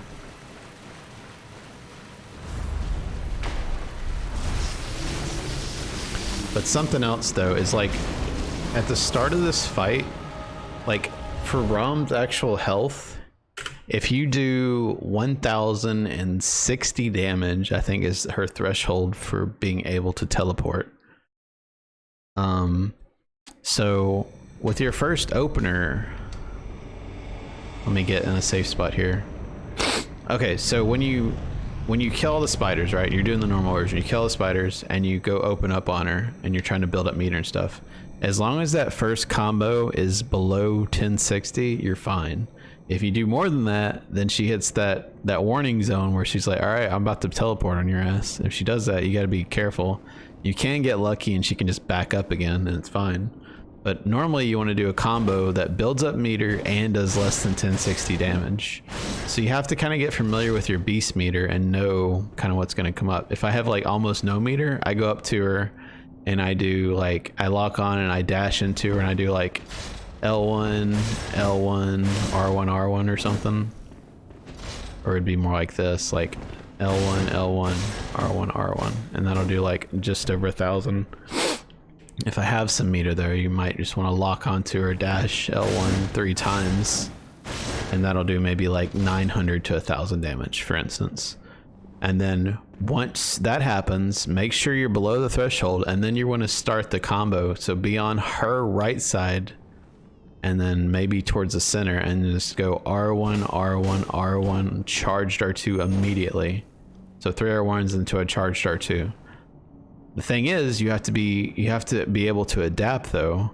Like if you go for that second rotation and she backs up, like you want to kind of interrupt it, follow her along, and then start it again. So maybe in an ideal situation, you do R1, L1, L1, L1 or something. You get your like 1,000 damage, and then you go for the big rotation, R1, R1, R1, charge R2. And that would be normal. You'd get the stagger, and then right before when she's going to teleport, you do R1, R1, R1, L1, and then she'd be gone. And then you'd look at the reflection, kind of go 45 backwards, turn your camera to look for phase 2 to know where phase 3 is going to be, and then try and kill her before she does anything. But yeah, so that big variance is like you got to worry about spiders being everywhere because there's like 10 of them doing all sorts of shit. And you have to worry about your beast meter. Like if your beast meter's high, you probably just want to do 3 L1s. If your beast meter's like non-existent, you might want to do L1, L1, R1, R1, or something like that. Just like you're gonna have to just get used to it. That's one of the weird fights for that reason. You just gotta know. Okay, now Yahar'gul. Keep in mind if you're for whatever reason decide to stop moving like I am, and you're at that door where Amygdala's just chilling. She's gonna pick you up and fuck you in the ass, so don't stop there. Anyway, so let's go. This is Yahar'gul. This place sucks balls. There's a like 3k cold blood right there to my right. You saw down the stairs if you want it. Don't get it, but you can if you want. Alright, first things first, get this lamp. And since this is all trophies, we need the tiny tonitrus over this way. So we're gonna run this way, just hold circle the whole time. If that dude shoots at you, just kind of juke right real fast right before he shoots. Something to keep in mind, you can actually get bolt paper right here. There's like 3. I'm not gonna pick them up, but I think there's 3 there if you need them. Do this drop, roll out. Here we're going to pick up a chunk. So get this chunk here. And then drop down here. I like to stop running actually when I drop. I kind of fucked that up a little. I've never done that before. As soon as you pick up this key, open this gate. Look up, make sure he's not chasing you. This is where the tiny tonitrus is. This part gets pretty hairy. Depending on what attack he does, we can mark out. I'm not sure. Okay, yeah. You can kind of use the chest to block him. Like you see, he tried to come at us and hit us, but he got blocked by the chest. So here, we're going to get this chunk. You can kind of do like an animation cancel there and just kind of air pick it up. Okay, here though, this is where it gets really, really crazy. I'm going to kill these mobs.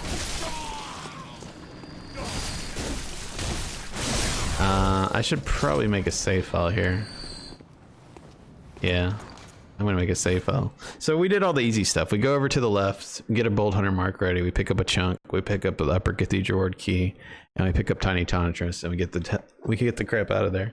We go back. We pick up another chunk, and then we get ready for the Yahar'gul Skip. Last time I did a tutorial, I totally forgot to make a save file for this, and this skip's really fucking hard. In terms of like overall, Bloodborne skips aren't bad. If you like do DS3, Bloodborne skips are a joke, but this is one of the harder skips, I would say, to get consistent. So I'm going to make a save file this time and show a couple of different versions of it. And also you have to keep in mind, it's not like you can just come up to the skip. Like you can try it multiple times like you could sewer skip or something, but you have mobs to deal with. So it's not that simple. And if you take too long, those mobs respawn after a certain amount of time. So yeah, you gotta be really careful. But there's a setup version. So like if you, like even if you do a peachy ass version of the skip, like you kill the mobs, you do a setup version, you're still gonna save a fuck ton of time versus running through this place normally. So do this skip 100%. Like it's a really good skip. Especially because Yahar'gul is fucking cancer. So those two are dead now. So what you want to do optimally, I'm going to start using the word optimally again, is you like sprint up here, and once you get about right here, you want to kind of slow down. And you see how my character kind of bumps away? Like, you see how it kind of like pushes my character back like that?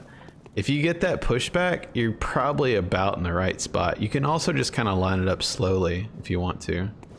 But yeah, what you want to do is like just sprint up here, kind of get the pushback, and then immediately queue up the R2. And sometimes your character's going to launch to the fucking moon, like so.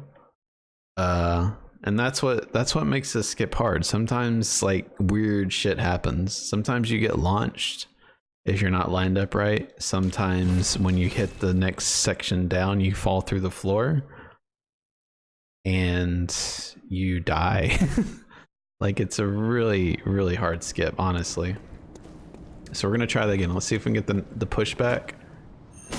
And we landed in a good spot. So if you land like this, pull up your gestures and go to the bow, like so. And right when you hit this, you want to roll straight out in front of me. Like you can see that little column just below my hat right there. It's kind of hard to see, but that's what you're aiming for. Once you hit that one, then you'll roll towards the carriage. So if you hit like this, immediately roll like so, roll towards the carriage, roll this way. I heal once now. And this part, a lot of people do some YOLO ass shit that I'm not about, but I'm going to opt to heal once like I did. I'm going to touch the wheel. I'm going to back up just a little bit, let this thing come out, and I'm going to aggro it to the left side to spin it around counterclockwise, and that way it won't fuck with me when I go over to the right. So watch this. That, we go here, it baits it to the left to spin around left, and then we go here, we pick up the bolt, we pick up the chunks, and then we run this way, and while we're running, we go ahead and equip our bolt paper.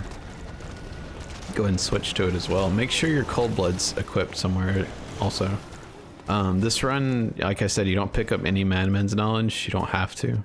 So just skip all three of those. If you really want them, like whatever, pick them up, but you don't need them, I promise. Then we go this way, and you don't want to have full health quite yet. You actually want to wait until you're right here to be able to do the last heal. I like not sprinting or not dashing and not rolling that guy, but a lot of people dash and roll it. These spitter dudes, as long as you're kind of running at an angle, a little bit. Like you can see how gradual my angle is here. You should be fine. I'm going to show the Yahar'gul stuff again, by the way.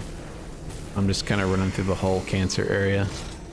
And this is another place, like have your bolt paper popped, have your pellet popped, and then do your weapon transformation for the cutscene, for the speed boost. Get up to this fucker as fast as you can and do R1, L1, L1 on his body. And then go, don't sprint, just go straight to his face and do R1, L1, L1, L1 for the stagger. Try and bait some fireballs out. You kind of aim down here. Move out of the way if you can, out of those, all that damage.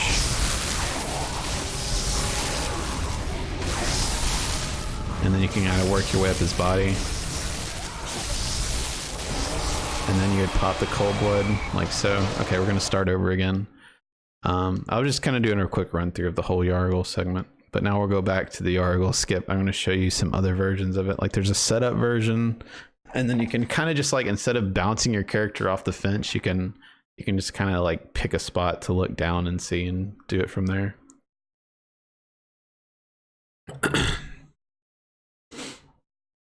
Yeah, I'm trying to do this for you too, Flores. Dude, my throat is dry. Where'd I find what? E3. The Yahar'gul Skip? I didn't find it. If you're talking about that.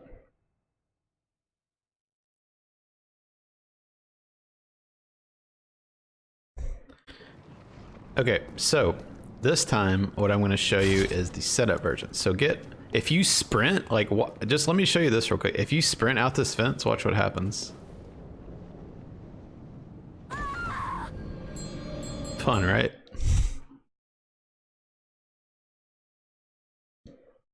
Just so you know, you can actually sprint through that alleged fence there. And that's kind of why the skip even works. So yeah, be careful sprinting up to it. If you're gonna do the setup version, you need to just kind of not hold circle, just like walk, or I guess kind of jog up to it, if you will.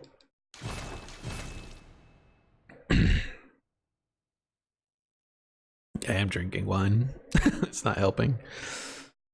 So yeah, if you're not comfortable just kind of like going up to do this version where you just kind of line it up like so roughly or whatever, and then just do a charge or two, you can actually walk up like this, make sure your weapon's tricked out, get flush up with it, tap circle, transform attack, and immediately queue up an R2, and you see how it's like a perfect fall.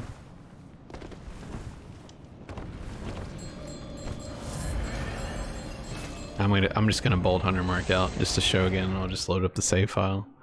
That's probably the easiest way to do this, but if you're doing the setup version, you're not gonna want the mobs to be there, so you're gonna have to waste like the time to actually kill them.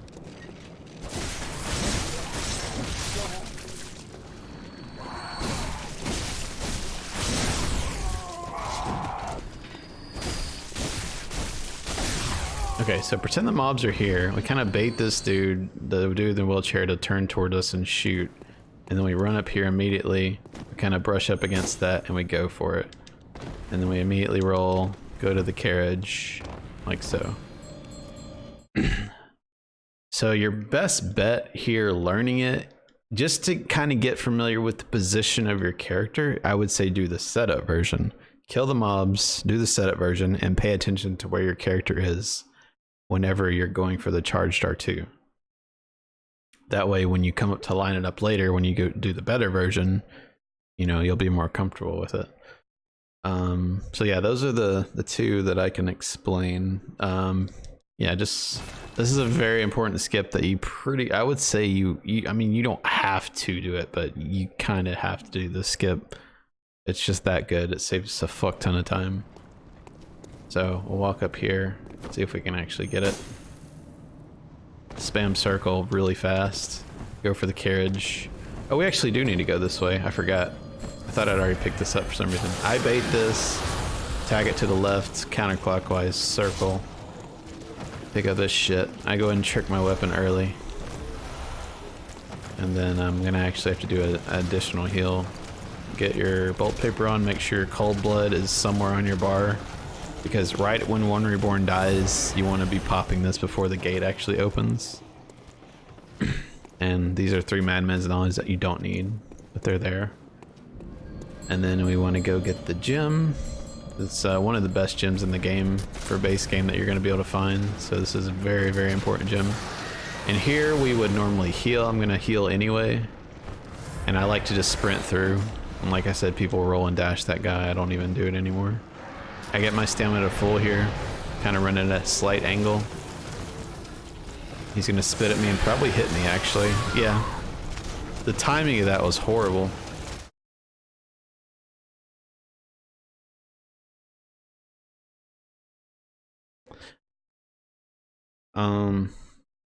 Yeah. I don't really know what to do about that. That rarely ever happens. That he's spitting at that exact moment. He just like didn't give me enough time to get an angle. Because if you're running at a very slight angle left and right, you're like never gonna get hit. The only time you're really gonna get hit is if that happens, or if you're in the moment of transitioning your direction, then he can possibly hit you with spit. There's just gonna be 2 spitters, so just keep an eye on when it flies past you. But let's do the setup version again, just so you know. So get up flush, back up, trick, or transform, R2, smash circle, and we're actually gonna go for the full version of Yahar'gul again. Okay, aggro, bait left, trick weapon. I go right first. I do this very differently from most people. They do it very, it's probably not as scary as it looks to me, but yeah, I'm not gonna do it that way ever. I don't even know if I don't even know what the time difference is. Okay, so yeah, make sure without a doubt, make sure bolt, pellet, and cold blood are on your bar at the very least. Those are very important for this. And I just hold circle pretty much the whole way here. Watch for the spitters.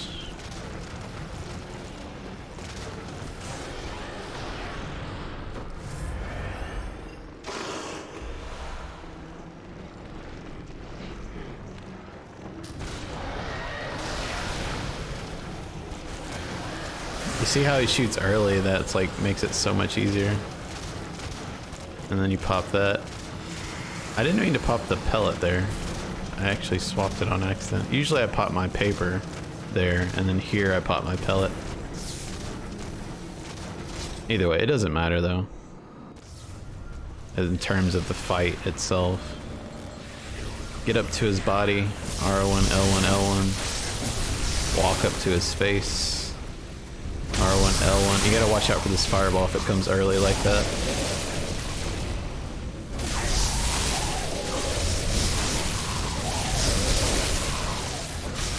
Should go get the leg stagger here. Yeah.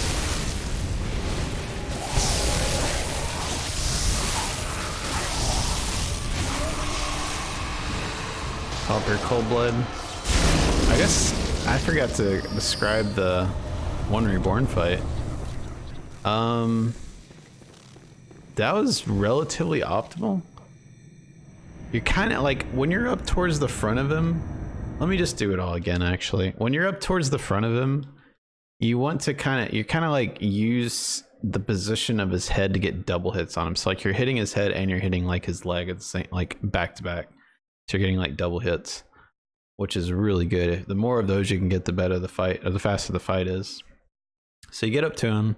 You have everything popped. You do R1, L1, L1, that gets the body stagger. You go up to his face, you get a head stagger on him with your R1, L1, L1, L1.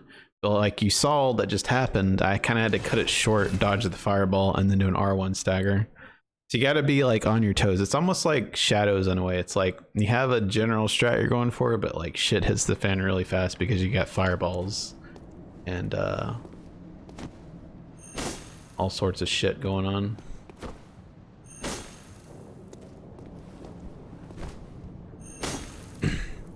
Okay, this is actually one of my favorite versions to get. It just feels really comfy. Just make sure you're pointing straight out and then spam circle. But I mess up Yahar'gul Skip a lot. It really is fucking hard, man. Okay, let's see if we can get everything perfect here. But yeah, sort of the more double hits you can get, it's really good. So you go the body stagger, you get the head stagger, you get the leg stagger. and then you kind of, if you have to, you work your way down its body.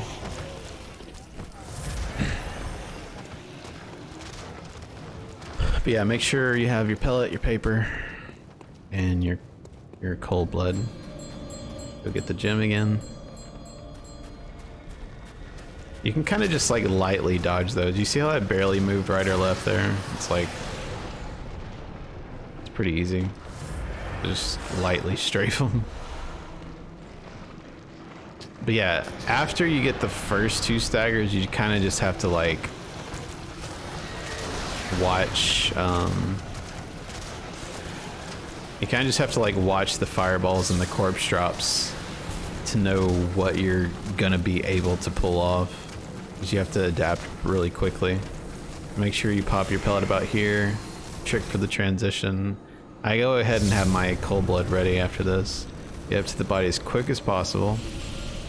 R1, get up, like hug this body if you can. Because if he starts like flailing around and you're out of position, like you're gonna get fucked.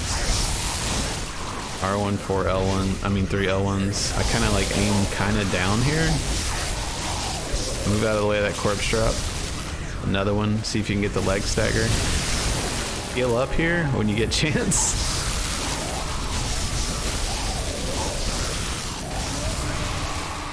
Okay, you can see that is a good example of how scary this fight can be. Like speed-wise, it was okay, but I was getting reamed by corpse drops and fireballs there. Like, did you see my health? I was like probably like 20 hit points left. And then you would split here. Normally. Like I said, splits are all up to you. Where you want to pause your splits, where you want to split for everything is ultimately up to you. But keep in mind that a big part of the reason why we use splits is for the runner to keep track of about where they are in the run when they're really familiar with it, like knowing if they're ahead or behind with, you know, green splits, obviously, whatever. But on top of that, what other people might not think about is if you have your splits consistent to what other runners do, it's easy to see what you can kind of practice from them. Like if you're like watching a good runner and you're like, man, where can I save time? You can just like look at your splits and immediately know like, oh God, I have 40 seconds on this split. Like you can just tell immediately. So it's kind of good in that regard to keep them consistent to what the majority of people do, you know? But it's, again, it's really just up to what you want to do. Be good at, or like practice quitting out fast because you're going to have to use it a lot. It's actually faster IGT wise to quit out here versus you can actually use a cocktail on the silver beast that I just passed. But yeah, it's faster to just quit out where I did. Now when you come back in, have your Molotovs ready and you'll do 3 of them and 1 R1. And you'll be able to finish it off, and this dude will drop. You can actually do like a running R1 if you want, and then just follow up with 3 mollies like so. Or you can do like molly molly R1 molly. These are like 3k echoes. Don't need them, but you can if you want. Do you ever have problems with the setup version launching you way out there? You gotta quit out? Yeah. That happens, like the setup version, it doesn't really happen that often, but it happens with like the normal version. Setup version is pretty consistent. Setup version is all about like make sure you're flush and straight with the fence, and then just go like transform attack and then the R2. I mean, I'd say it's like 95% consistent. Okay, when you get up to her, you should be able to just 2 R1, knock her down. And you can see in my split, since this is a really, really long run, there's a lot going on. I have things like my level ups already laid out for me. So, like I was saying, your soft cap is really important for strength, then you soft cap skill, and then you can choose which one you want to do after that. So definitely get 25 skill at this point. And then this is up to you. Do you want more health early, or do you want more damage early? Since this is kind of a guide video, I might actually do health. Let's go to 15. Let's go 1430. This should be good. So we'll get a little bit extra health and a little less damage. But yeah, normally here I would have like 3425 and have 0 level ups for Vit. So we'll just do 14, 30, 25. And be careful there. If for whatever reason you're able to get an extra point of level ups, pay attention to your echoes, because if you have like less than like 2200 here, after you've leveled up, you're gonna fuck yourself because you can't get the 4 level ups you need for your weapon. So just keep that in mind. And come up to the insight bath if you're doing my route. If you're killing the lizard before Paarl and you're killing the lizard in Forbidden Woods, you're not going to need to do this, but I am using my insight efficiently, so I'm just going to actually buy it, kind of like you doing an 80% run. Make sure you have 13, regardless of if you're picking them up or buying them. Come here, kind of move out ahead,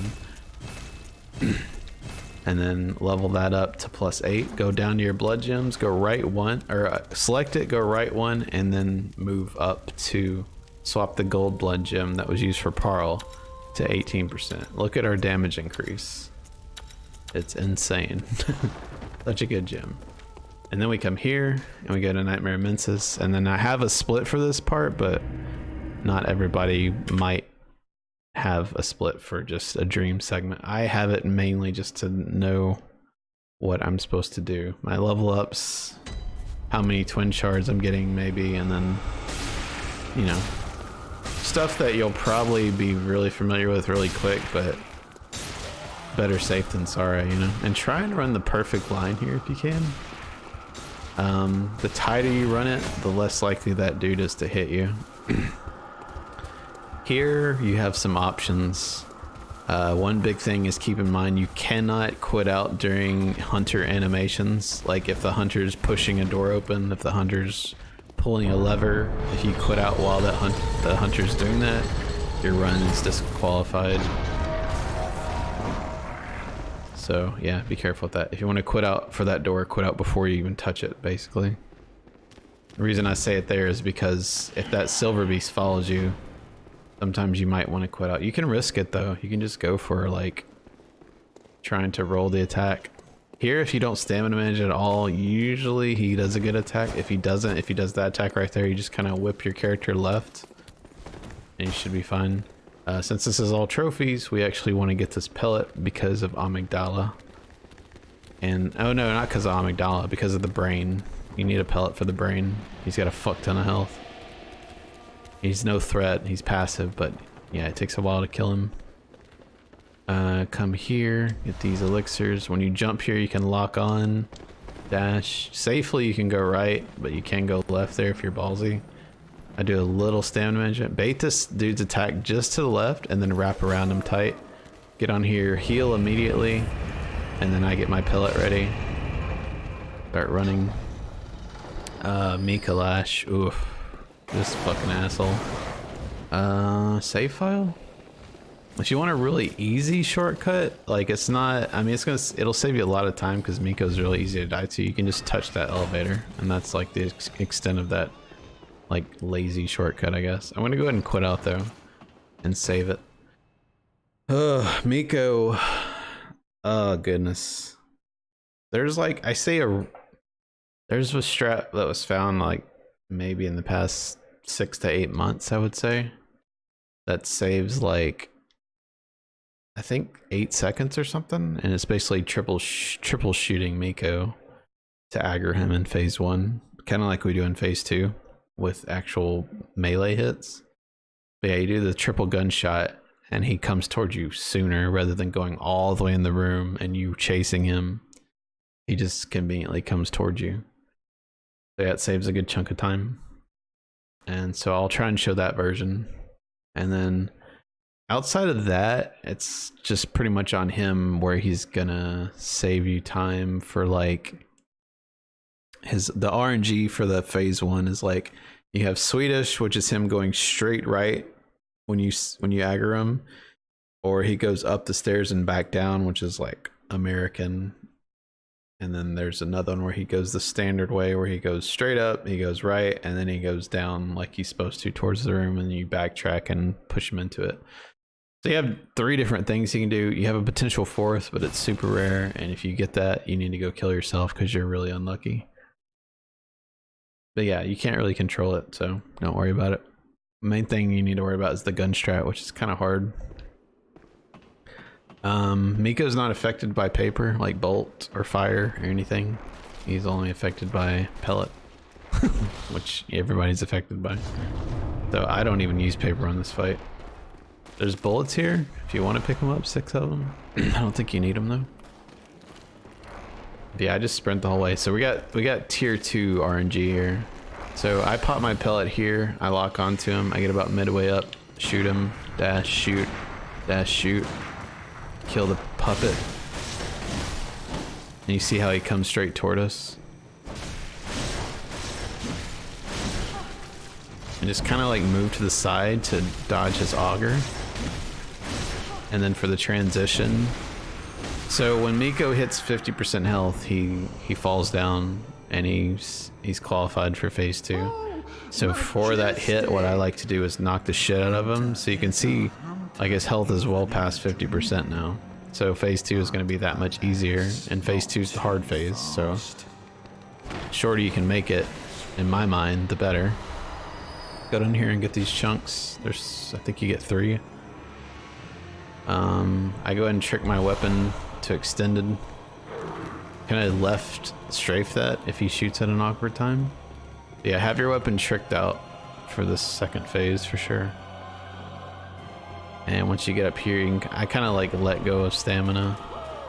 Get it up about 70% or something. And it should get you safely here. Okay, this part, look at my hat. There's a paper that protrudes out a little farther than the rest. See where my hat's pointing? Right there. I get it like just in front of that.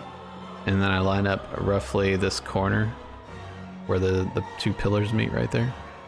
And with my cleaver extended, I roll towards that. And then once I'm rolling, I attack this direction, like towards the room, basically.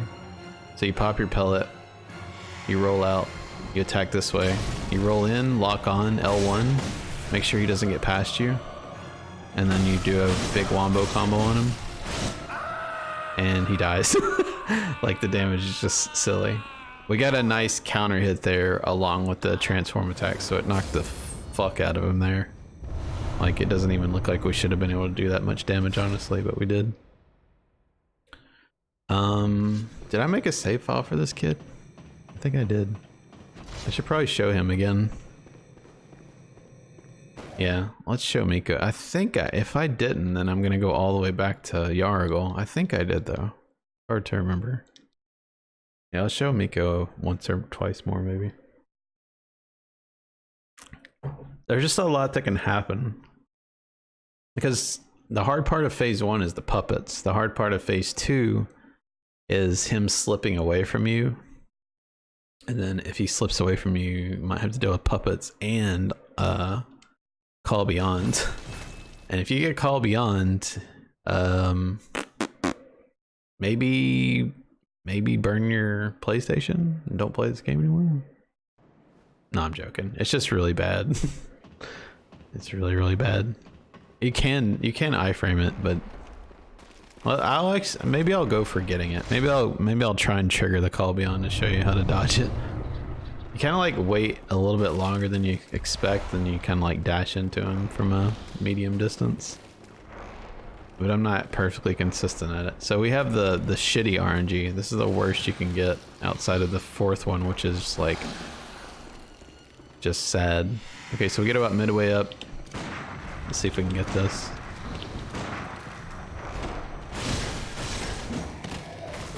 If that puppet feigns, just ignore him. Just worry about Miko.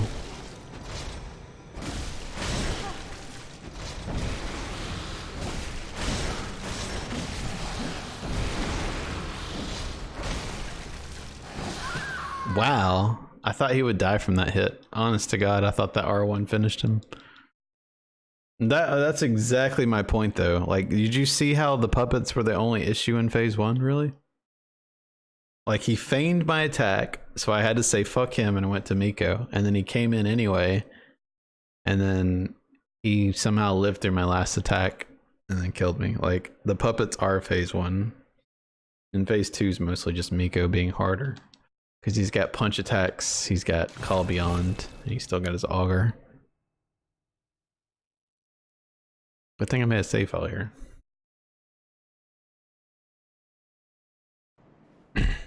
Alright, let's try again. My god, my throat hurts. Alright, transform weapon for cutscene. Spam options. Grab the bullets if you want. See if we can get Swedish. Nope. So first turn to be Swedish. We missed American, and I don't remember what 3's called. So get down here.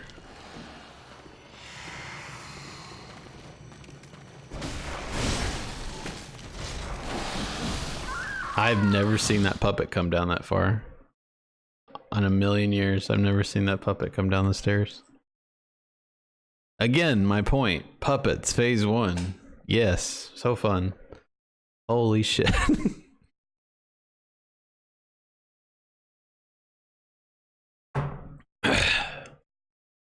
Anyway. This is why this game's so fun to run, though. Just to, like, envision it. Envision yourself on a good run, and then a puppet just opens your butthole and has his way with you. So great. That's why we do it.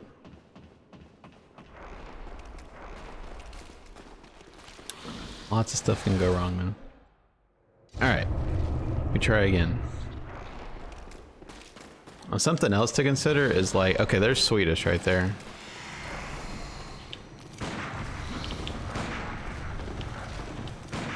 I missed. That one missed. Did you die, please? I don't know if he's gonna come all the way out. Yeah. He's only got 2 shots off on him. I fucking hate this game right now. I just like did the wrong inputs for that last shot. I don't know why or how I did it, but I did. So because I missed the shot, he goes in and you have to go in the room to aggro him, and I don't know why I didn't. I just fucked it up. Anyway, if I can actually kill this dude in phase 1, again, I'll show you what I'm going for the gun strat. So basically, you lock onto him, you get about midway down the hallway. I'll show you kind of exactly where to go after he's dead, but you kind of like, you shoot him immediately, you dash, you shoot, you dash, you shoot, and that third hit is really crucial. And then you usually have time to deal with the puppet if you need to. Let's try this again. But yeah, it's kind of a hard strat, honestly, to get those 3 shots off. You have a pretty small window. So let's try from ground 0. Oh yeah, we got tier 2 RNG. Lock onto him. Dash shoot, dash shoot. I hit the wall. I hit the fucking column. So it missed. Like, I hit the column.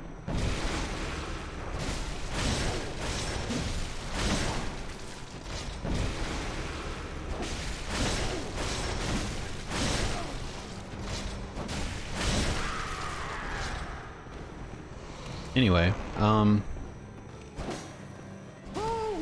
okay, now that he's dead there, where's this other puppet?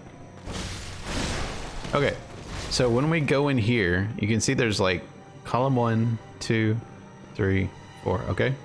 Once you get to like right in the middle pretty much, I'd say about right here-ish, and you're locked onto him, that's when you shoot, and then you dash. I can't dash because I'm not locked on. You dash, you roll, or you dash, you shoot, you dash, you shoot, okay? And that, if you hit him 3 times with those bullets, he's gonna like get about right here-ish, and he's gonna be like, wait, what? He's gonna turn and start slowly walking towards you. In that meantime, you can like hit that puppet a few times, get your beast meter up a little bit, get him out of the way, and you come in here and get him trapped in this little section. And you do R1, 3 L1s twice. And then for the last combo, you can either do R1, L1, or if you're in a safe spot, you can do a queued up R2 like that. Which I like doing because it pushes him lower health for phase 2, which is really nice. And then you'd come here, and you'd go down with your beast meter. You'd have a bunch of beast meter here. You'd be able to 3-shot this thing. but I don't have any meter since I was jerking off back there. Okay, so I go ahead and trick my weapon immediately. There's 8 vials here on the staircase. The second dude, if he shoots at you, you kind of like strafe it left like that, or you can just, if he waits long enough, you can just kind of run past him. It doesn't matter. Yeah, make sure your weapon's tricked. Go up here. I try and get my stamina almost to full at this door. Shouldn't have any issues with that puppet. Make sure your pellet is popped about here. Go ahead and line yourself up on this paper. Find your own lineup if you have to. Lock on L1. And you want to kind of push, like keep unlocked and kind of push him towards the wall here. And you can finish him off. Let me explain this too. Let me kill this puppet. Look how troll these puppets are. Okay, he's dead. It's only because Miko died. Okay, so for Miko, you saw the lineup there. You can use your own lineup, use mine, whatever, use somebody else's. But the main thing is, this, from like about this point across the room, is where you want to stay. And from like here over this way. Once you get out further, this puppet's gonna aggro in the fight. So you want to kind of keep the fight in this zone, basically. Okay, so you plunge this dude, you do all this shit, you've hit him twice. Once you hit him again, he's gonna completely lock onto you. So then you kind of like unlock, push him into this corner ideally. Okay, and then make sure you're moving right or left or perpendicular to him, because if he augers you, you're dead pretty much. And then do a combo once you get your stamina back up. And then you should just be able to finish him off with like 1 or 2 combos. If he gets away from you, try your best to stay close to him. If you get like, say Miko is right here where I am, and if you're like this far away or further, he can pretty much start call beyond spamming you. Once he starts that, it's really scary. I could show how to dodge it. You kind of want to lock on and be like about this distance, and like right when he's about to cast it, you just kind of dash into him. It's hard to explain. Somebody else probably has a better lineup than I do. You just don't get it too often, but you want to be ready for it just in case you do.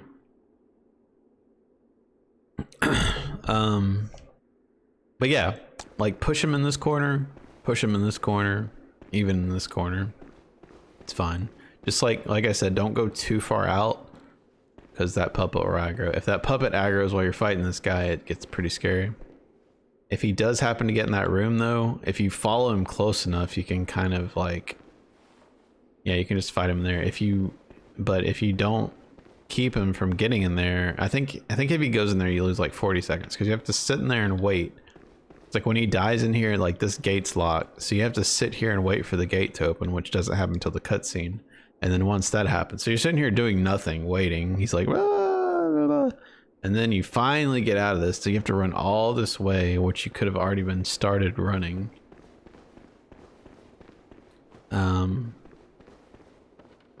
Well, the only way you lose 40 seconds is if the gate closes and locks you out, and you have to run over here, and you have to plunge him from this part. That loses you like 40 seconds. If you just go in the gate, it probably loses like significantly less. Either way, you just don't want that to happen. Like catch him at the door, block his ass, and then we come here. And I don't split yet because I still have some more stuff to do. But anyway, come up here, so we get that lamp. These are 2 chunks here. Go ahead and get your elixirs ready. Now here you have some options. You have to keep in mind, like, do you want to use your elixir here for one of the winter lanterns, or do you want to use your elixir for Upper Cathedral Ward? I would say save it for Upper Cathedral Ward. Roll in this door. You can walk off or run off too. So we go this way. Run through this shit. There's a cold blood right there you can get for 10k, but that winter lantern was in a really fucking weird spot, so I'm not even going for it. Just grab this gem and just keep on trucking. Hold down circle. This spider can jump attack you? If he does, you're probably gonna die because it has insane tracking for some reason. It's really hard to dodge. I have 0 stamina, so I'm gonna heal. Slow your character down a little bit. Pull this lever. Heal up here. And this is the part where you can elixir if you want. I'm gonna choose to save it for later though.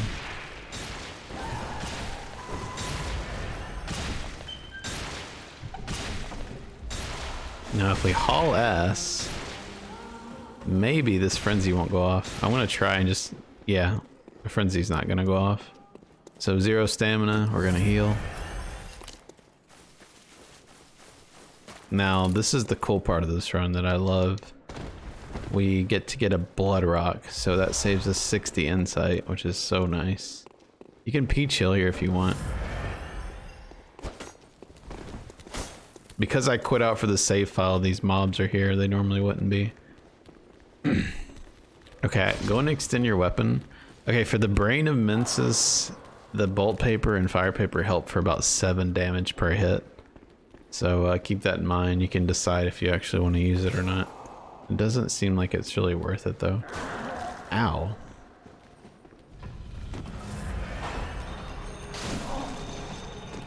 So I'm just gonna use just the pellet by itself.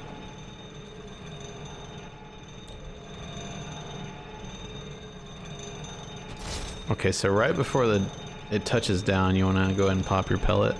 That way you're not wasting time. And then once you get up here, like I said, you want to build up your meter with L1. So do R1, L1, L1, and just keep doing that. Watch my damage. Look, it's 442. Now watch. 4. Now it's 473. You're just unlocking those tiers of damage. 505. And now we should be good to just R1 spam pretty much. 536. And then you don't have to cancel out of this item. You can just immediately bolt hunter mark out, by the way.